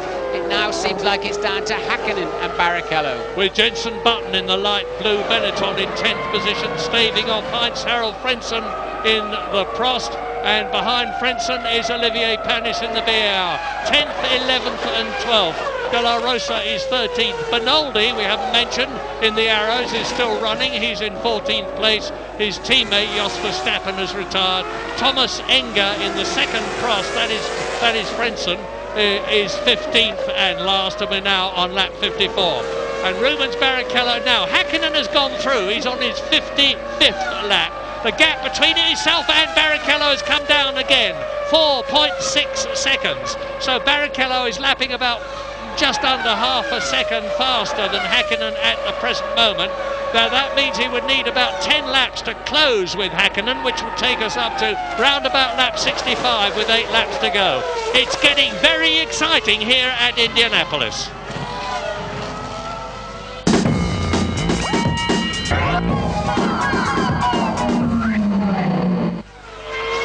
Remember what I told you, it's all getting very exciting at Indianapolis. Here is how exciting. Mika Häkkinen leads a rapidly closing Rubens Barrichello. The gap is down to 3.4 seconds, with just 5.4 seconds between Barrichello and Schumacher. Now, Eddie Irvine is about to, look at him, Eddie Irvine diving through on the inside of Nick Heidfeld, and that means to say that Irvine and Jaguar are now in the points. 6th position. Eddie Irvine's already had 4 World Championship points at Monaco for a magnificent 3rd position. Jaguar have been working so hard under Niki Lauda and everybody else to get the car right, particularly for next year. They're not developing the car anymore this year because they're concentrating on the 2002 car. But if they get points in this race, it's going to be a tremendous fillip for them. As the Ferrari closes up and dives through on the inside. Louise, news. Well, as we suspected, the tyres, particularly the rear tyres, are taking a pounding in this race. The manufacturers are actually putting black masking tape around the tyres to cover up the blisters. Now, I just caught a peek at the rear tyres as they came off Eddie Irvine's car. To say that they are worn is a serious understatement. More interestingly, though, the FIA came to have a look at the rear tyres coming off Eddie Irvine's car. Now, we'll wait to see whether there are any further developments on that, but I certainly hope not, for Eddie's sake. And Häkkinen has responded. Last time around, he managed to cut the deficit to just 1/10 of a second. But look, Barrichello still marching along. And we know this track, Murray. If Barrichello, who's about 2 kilometres an hour faster down the pit straight, he's doing about 340 to 338 clicks for Häkkinen. But with the slipstream and with the ability to brake late and wide into turn 1, if Rubens can get up to the rear wing of that McLaren, he will surely pass it. The gap then, 3.3 seconds, although Mika is about 1/10 up with the first 2 sectors combined on this lap. Häkkinen responding. He would love to win this race, wouldn't he? Indeed he would. Let's quickly add to what Louise was saying. What the FIA may be checking on Eddie Irvine's tyres is whether they have worn down so much that the grooves have disappeared and they could be judged to be slick tyres, which are illegal. It would be a first if that had happened, and let us hope that that is most certainly not the case. Because with Mika Häkkinen being caught by Rubens Barrichello, and the gap, as Martin has just said, is down to 3.2 seconds, Michael Schumacher still in 3rd position. It's McLaren leading the 2 Ferraris. David Coulthard, who has been in the points every time he has finished this year. He's had 4 failures to finish, but in every other race he's got points, including 2 superb victories in Brazil and Austria. He's in 4th position, and Jarno Trulli is 5th. Jordan, that's good news for Jordan. Eddie Irvine, magnificent news for Jaguar if he can stay where he is. And he's actually pulling away from Nick Heidfeld in the Sauber. The gap is now 2.5 seconds. Jordan Lacey, in the veteran, is in 8th place in the Jordan, ahead of Fisichella and Button, who are 9th and 10th, with 16 seconds between them. Then it's Frentzen 11th, Panis 12th, De La Rosa, Bernoldi and Enger. 15 runners out of the 22 starters. And here comes Mika Häkkinen. And look how Rubens Barrichello is closing. 3 seconds. Yes, it's about a tenth a lap now, so 14 laps to go. There's still time, and there's Coulthard then. He's beginning to edge up on Michael Schumacher, so one Ferrari catching the leader, and 4th place man Coulthard catching 3rd place man Michael. We could see a storming end to this US Grand Prix. Certainly, it's too close to call at the moment. Good race for a lot of people, not a good race for Michelin, of course. Both the Williams BMWs out. The top Michelin runner at the moment is the man that you are looking at, which is Eddie Irvine in the Jaguar in 6th position, chasing Jarno Trulli. He's catching him at the rate of about 0.4 of a second a lap. But even as I speak, Jarno Trulli speeds up a bit and maintains the gap between himself and Eddie Irvine at some 13 seconds. Colossal pressure on everybody. The temperature now on the track is about 29 degrees. It's gone up again. These engines are tremendously stressed. They're doing some 18,000 RPM on the straight. So we will be back, but it's Häkkinen, Barrichello, Schumacher, Coulthard, Trulli and Irvine with 13 laps to go.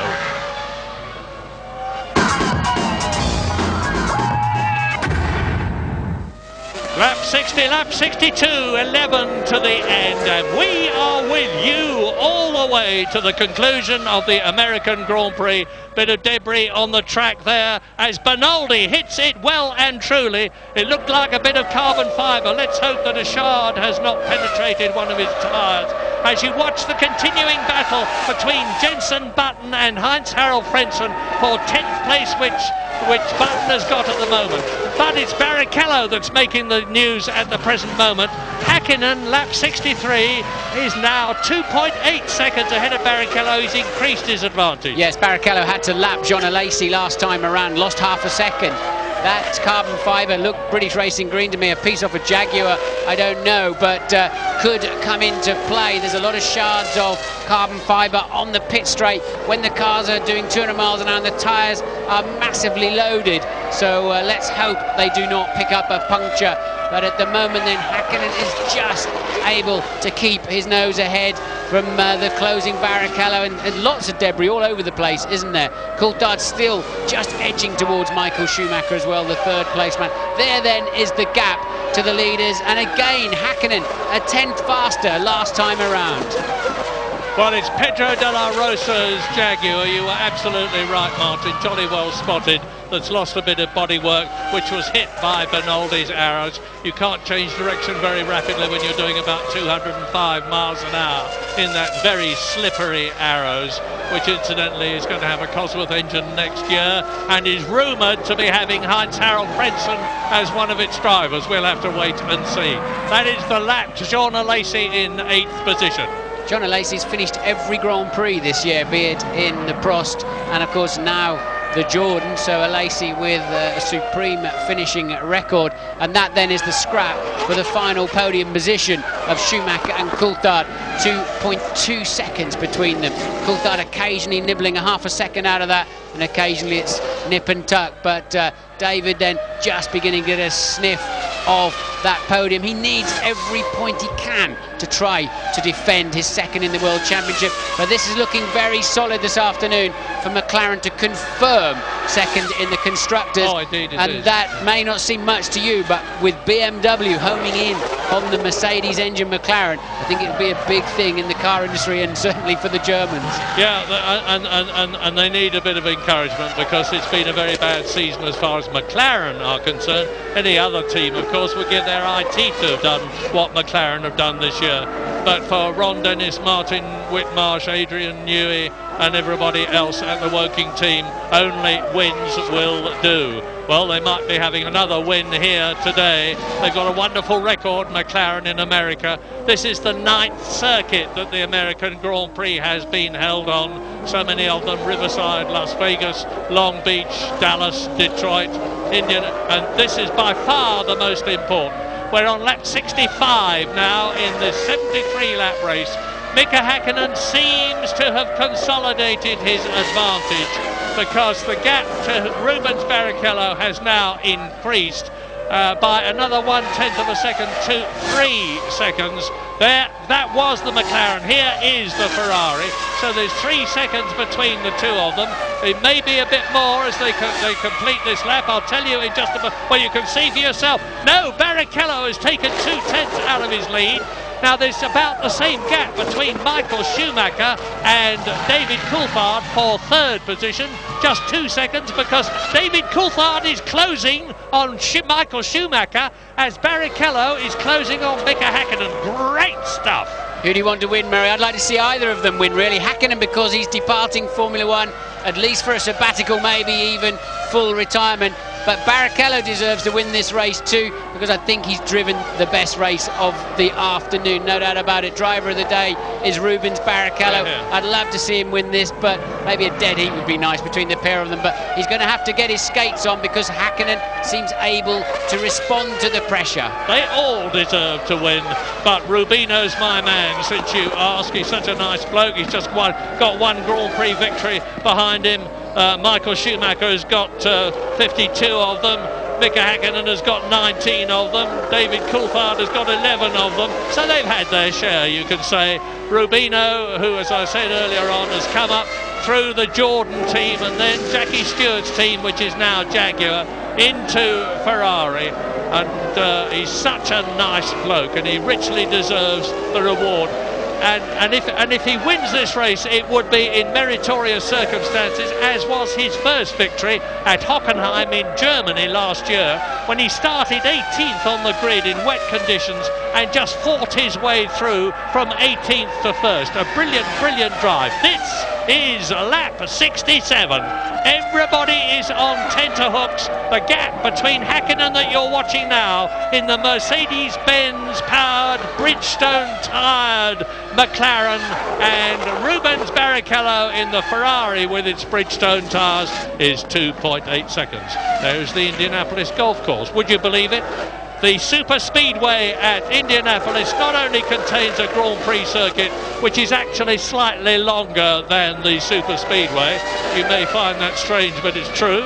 But it also includes a very nifty golf course and some wonderful accommodation down there in the middle that you're looking at, including the fabled gasoline alley and the Hall of Fame, which contains cars and memorabilia from the great Indianapolis drives of the past and all of the great Rudolph Caracciola pre-war Mercedes-Benz driver superstars trophies.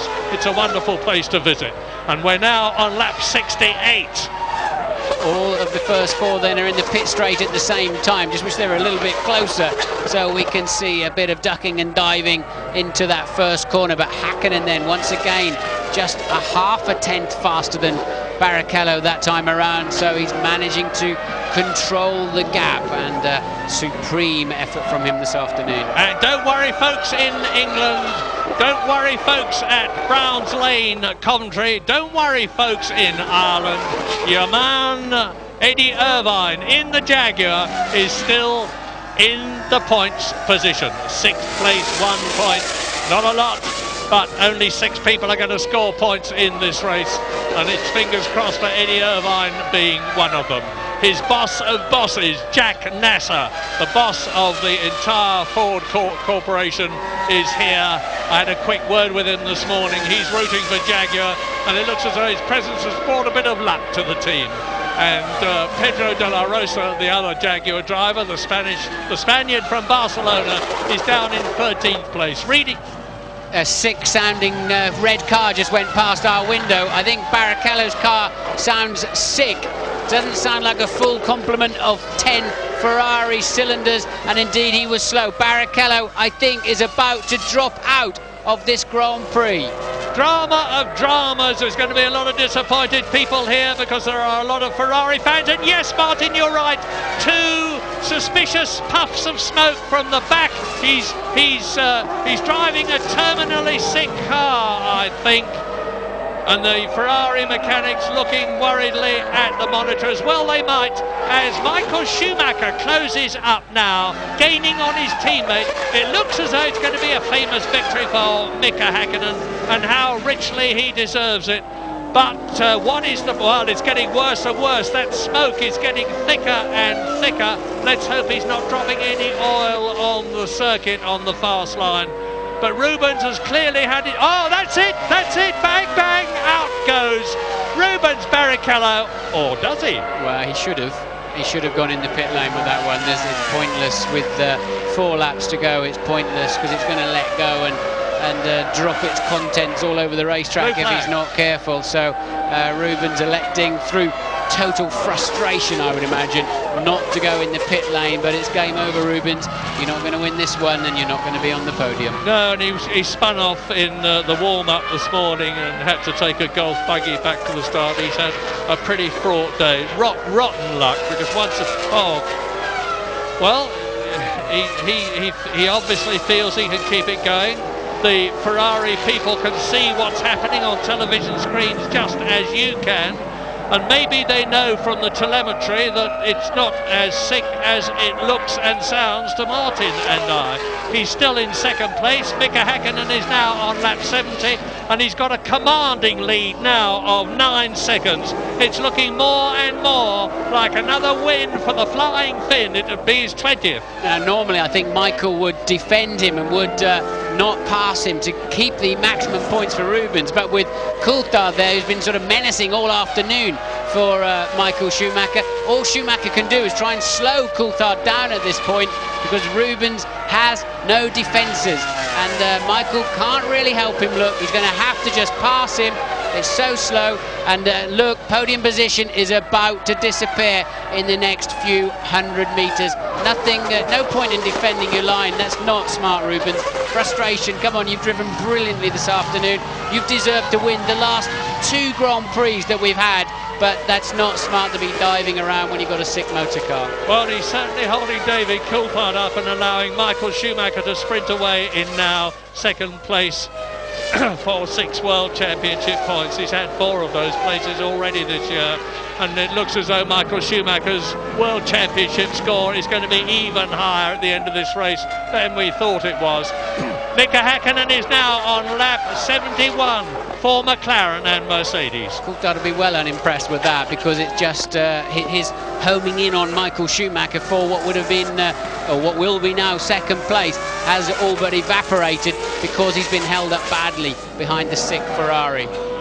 No blue flags waving that I can see, however, so officialdom is not taking exception to what Rubens Barrichello is doing. And David Coulthard, I just saw a flash of the McLaren getting past there, and unless I'm very much mistaken, and no, I am not very much mistaken, because there is Coulthard in front of Barrichello as the Jordan unlaps itself. Lap 72, race order very quickly in the closing stages. Häkkinen, Schumacher, Coulthard, Barrichello.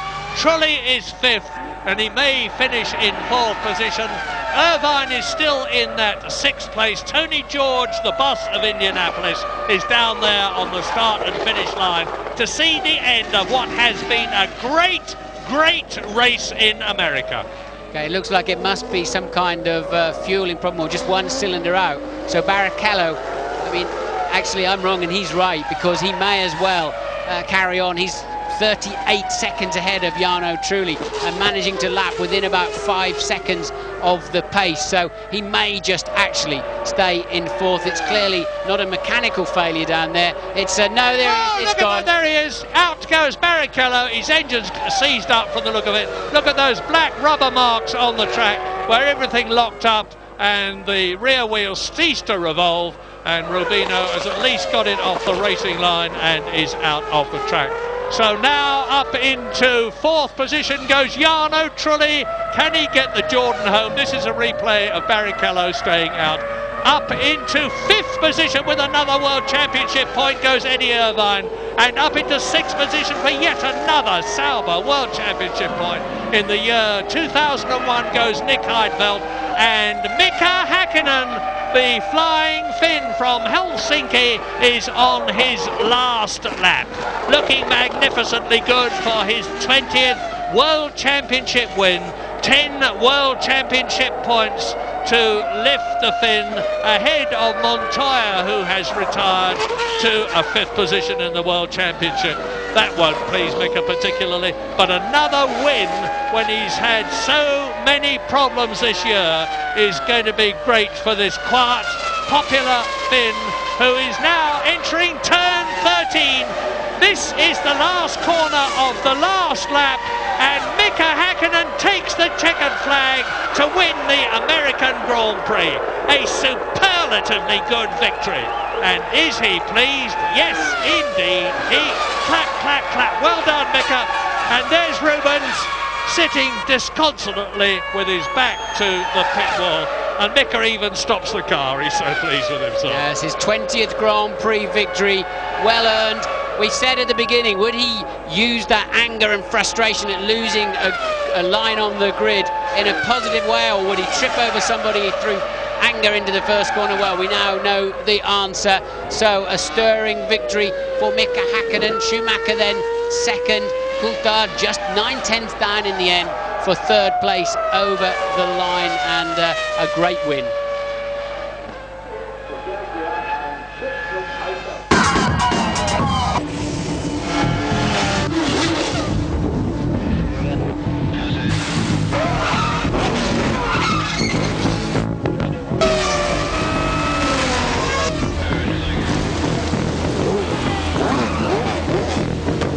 Michelin, more than a tyre, it's a team committed to high performance for the drivers, for you, every day. It's been, hello, has he run out of fuel, Martin? Maybe he's going to try and do a few donuts and please the fans down there. He's just going to do a burnout rather than a donut, but poor old Barrichello, he finished 15th and last. That is not fair, is it? No, it certainly isn't. It is certainly a character-building race for him. Michael Schumacher gets those 6 World Championship points, and it means that David Coulthard's 2nd position in the World Championship has been consolidated. He started off 3 points ahead of Rubens Barrichello, and he's now 7 points ahead of the Brazilian. Mika Häkkinen has moved up to 5th position ahead of Montoya, and the order in the World Championship with 1 race to go as Ron Dennis congratulates Mika Häkkinen very, very much. Oh, it's not Ron Dennis, it's Steve Hallam. My apologies. Hello, what's the significance of that, Martin? What's he got? Must be the cash, is it? I don't think so. I don't think Bernie would let that get out of his sight. There's something significant about that black bag, but I don't know what it is. Might be a flag in there or something, I would guesstimate. I really don't know. Well, Mika, I've never seen him loosen his safety belts and sort of half stand up in the car before. He's clearly, obviously and justifiably delighted. It's been a great, great drive. And I've never seen him so angry as he was after the warm-up when they docked him a line on the grid. He was so angry. Michael then with a solid workmanlike afternoon, a bit like Monza really. I think Michael's got his 4th championship and he's pretty much coasting through to the end of the year. Norbert Haug, the boss of Mercedes-Benz competitions department, in the black bomber jacket. David Coulthard, I suppose, I mean, David will say, I'm quite sure at the end of the race, well, I started 7th and I finished 3rd, that's not too bad. And if anybody was going to win this race other than him, he obviously would be more than happy that it's his teammate Mika Häkkinen, and you can see how happy Mika is, and the crowd loves a bit of showmanship, which is not usually Mika's bag, but he's shown today how pleased he is. And Ron Dennis is not the most extrovert of chaps on the right, but he's obviously more than happy. Herbie Blash in the glasses, been in Grand Prix racing solo. What an assembly there. David Coulthard, Michael Schumacher, Mika Häkkinen, they will have to go in, and that's in the black cap. It's one of the great men of modern motor Grand Prix racing, Joe Ramirez, who's been with so many teams and is retiring at the end of this race. Yes, he's not going to Japan, and well, like yourself, Murray, he's stopping at the end of the afternoon. sure I speak for many millions of people, tens of millions all around the world when I say to you, thank you so much for what you've done for Formula One over the decades. And thank you, Martin. So that's 73 laps of Indianapolis completed. And the crowd came here not really knowing what there was. Last year there was a big novelty element in people coming to Indianapolis. They hadn't seen Formula One here before. They didn't know what was going to happen. We had a crowd of, I think, about 240,000 people. Some of them thought, a lot of them thought it was absolutely fabulous. Some of them will not have, being used to their own kind of champ car racing on the super speedway. But it's been a mega crowd today, and surely what they have seen will satisfy them. Ferrari still very much the constructors' champion, of course, but McLaren, with that first and third places, have added 14 World Championship points to extend their lead over Williams, second place in the World Championship for McLaren Constructors. It's now 22 points. Sauber is still fourth, but Jordan, to their enormous delight as a result of those points that Trulli has scored, have leapfrogged BAR up into fifth position in the Constructors' Championship. And since they're both vying for Honda engines next year, it's going to be a very happy and I'm sure an enormously relieved Eddie Jordan. So now the podium ceremony for the first three. The winner, Mika Häkkinen, the second place man, Michael Schumacher. We haven't said all that much about Michael Schumacher in this race, but what a record he's got. 8 wins this year. Now 5 second places. He's only failed to finish twice. That is Tony George, the boss of Indianapolis, and he must surely be very pleased. The crowd will melt away from this circuit very quickly, but first of all they are going to see, acknowledge and pay homage to the greats of this race. And Murray Holman George of the great Holman family that made Indianapolis what it is going to give Mika his winning driver's award. The finish, national anthem.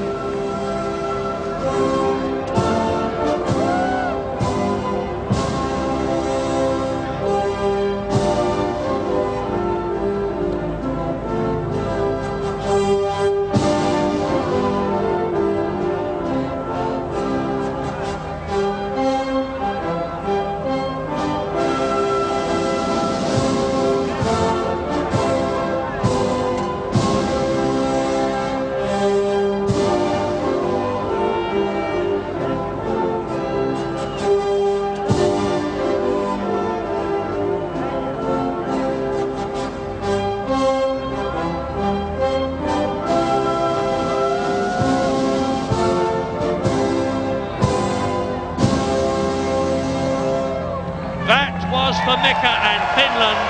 This is for Britain and McLaren, the winning constructors at Indianapolis.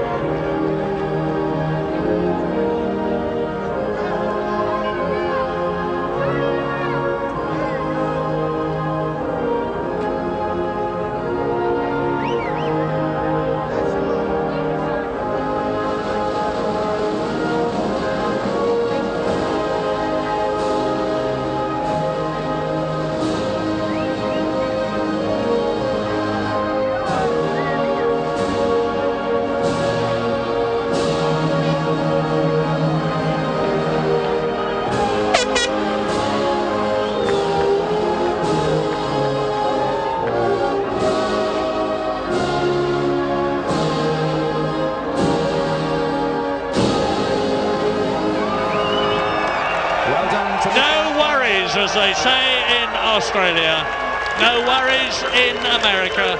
It's been a great and unblemished day under blue skies at a fabulous location, and especially for Mika Häkkinen. Murray Holman George gives him that magnificent Indianapolis trophy. What a wonderful addition to his bulging trophy cabinet at home in Helsinki. And the winning constructors trophy is presented, rightly so, to Ron Dennis by Wolfgang Kenner, who is the president and the CEO of SAP, who sponsored the meeting. So trophies all round. Michael Schumacher is next, and it's Bart Peterson who is the Mayor of Indianapolis that he receives it from. Dan Cotter, the chairman of ACUS, is going to give the trophy to David Coulthard, third position. So, Ferrari, second place, McLaren first and third. David looking slightly less than overwhelmed as he receives his trophy. And down there you can see that there's a very happy crowd. And now, as ever, at Indianapolis though, it's champagne time! And let me just remind you, the news from ITN and Coronation Street coming up. What a race, a virtuoso finale from Murray, the great showman, and we'll be having another word with him before we go. But next, the views of Mark Blundell and Tony Jardine.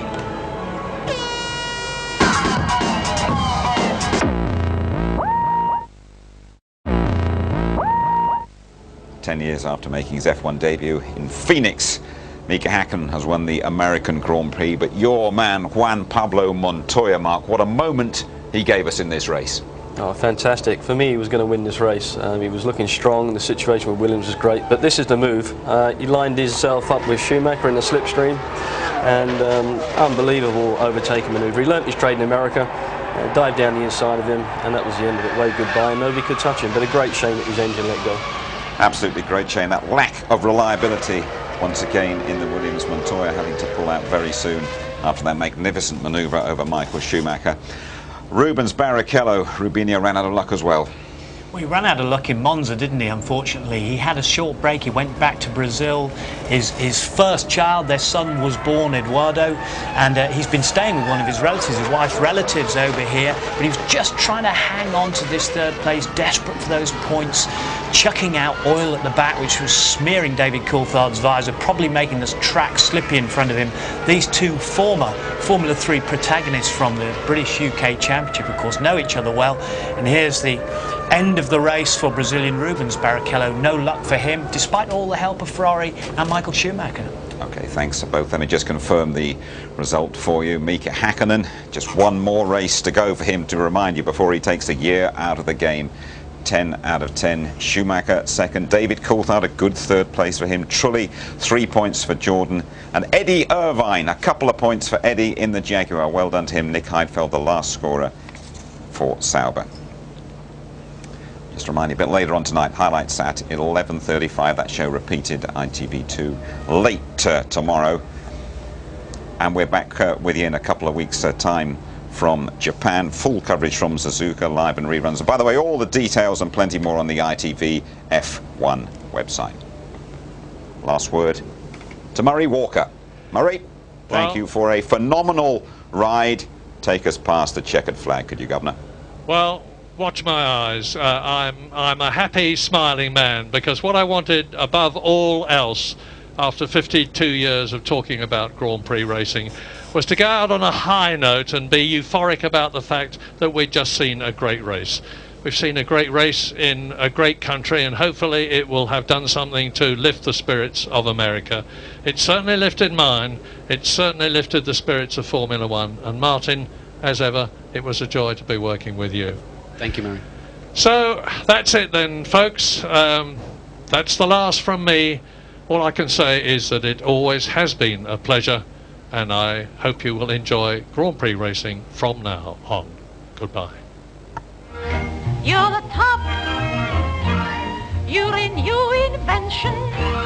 You're the top. Well, hello and welcome to the Frozen South. Dimension. You're the green and gold and the mauve of the old school tie. You're the Brothers Western, you're Harry Preston, you're custard pie. Go, go, go! Lovely start by Schumacher. You've got an enormous bump on your head. Can you let them see it? I don't know there. There you go. Right up there. Oh, I'm sorry. Where there's not a gangster. I'm a frog without a log on which to hop. Oh, baby, I'm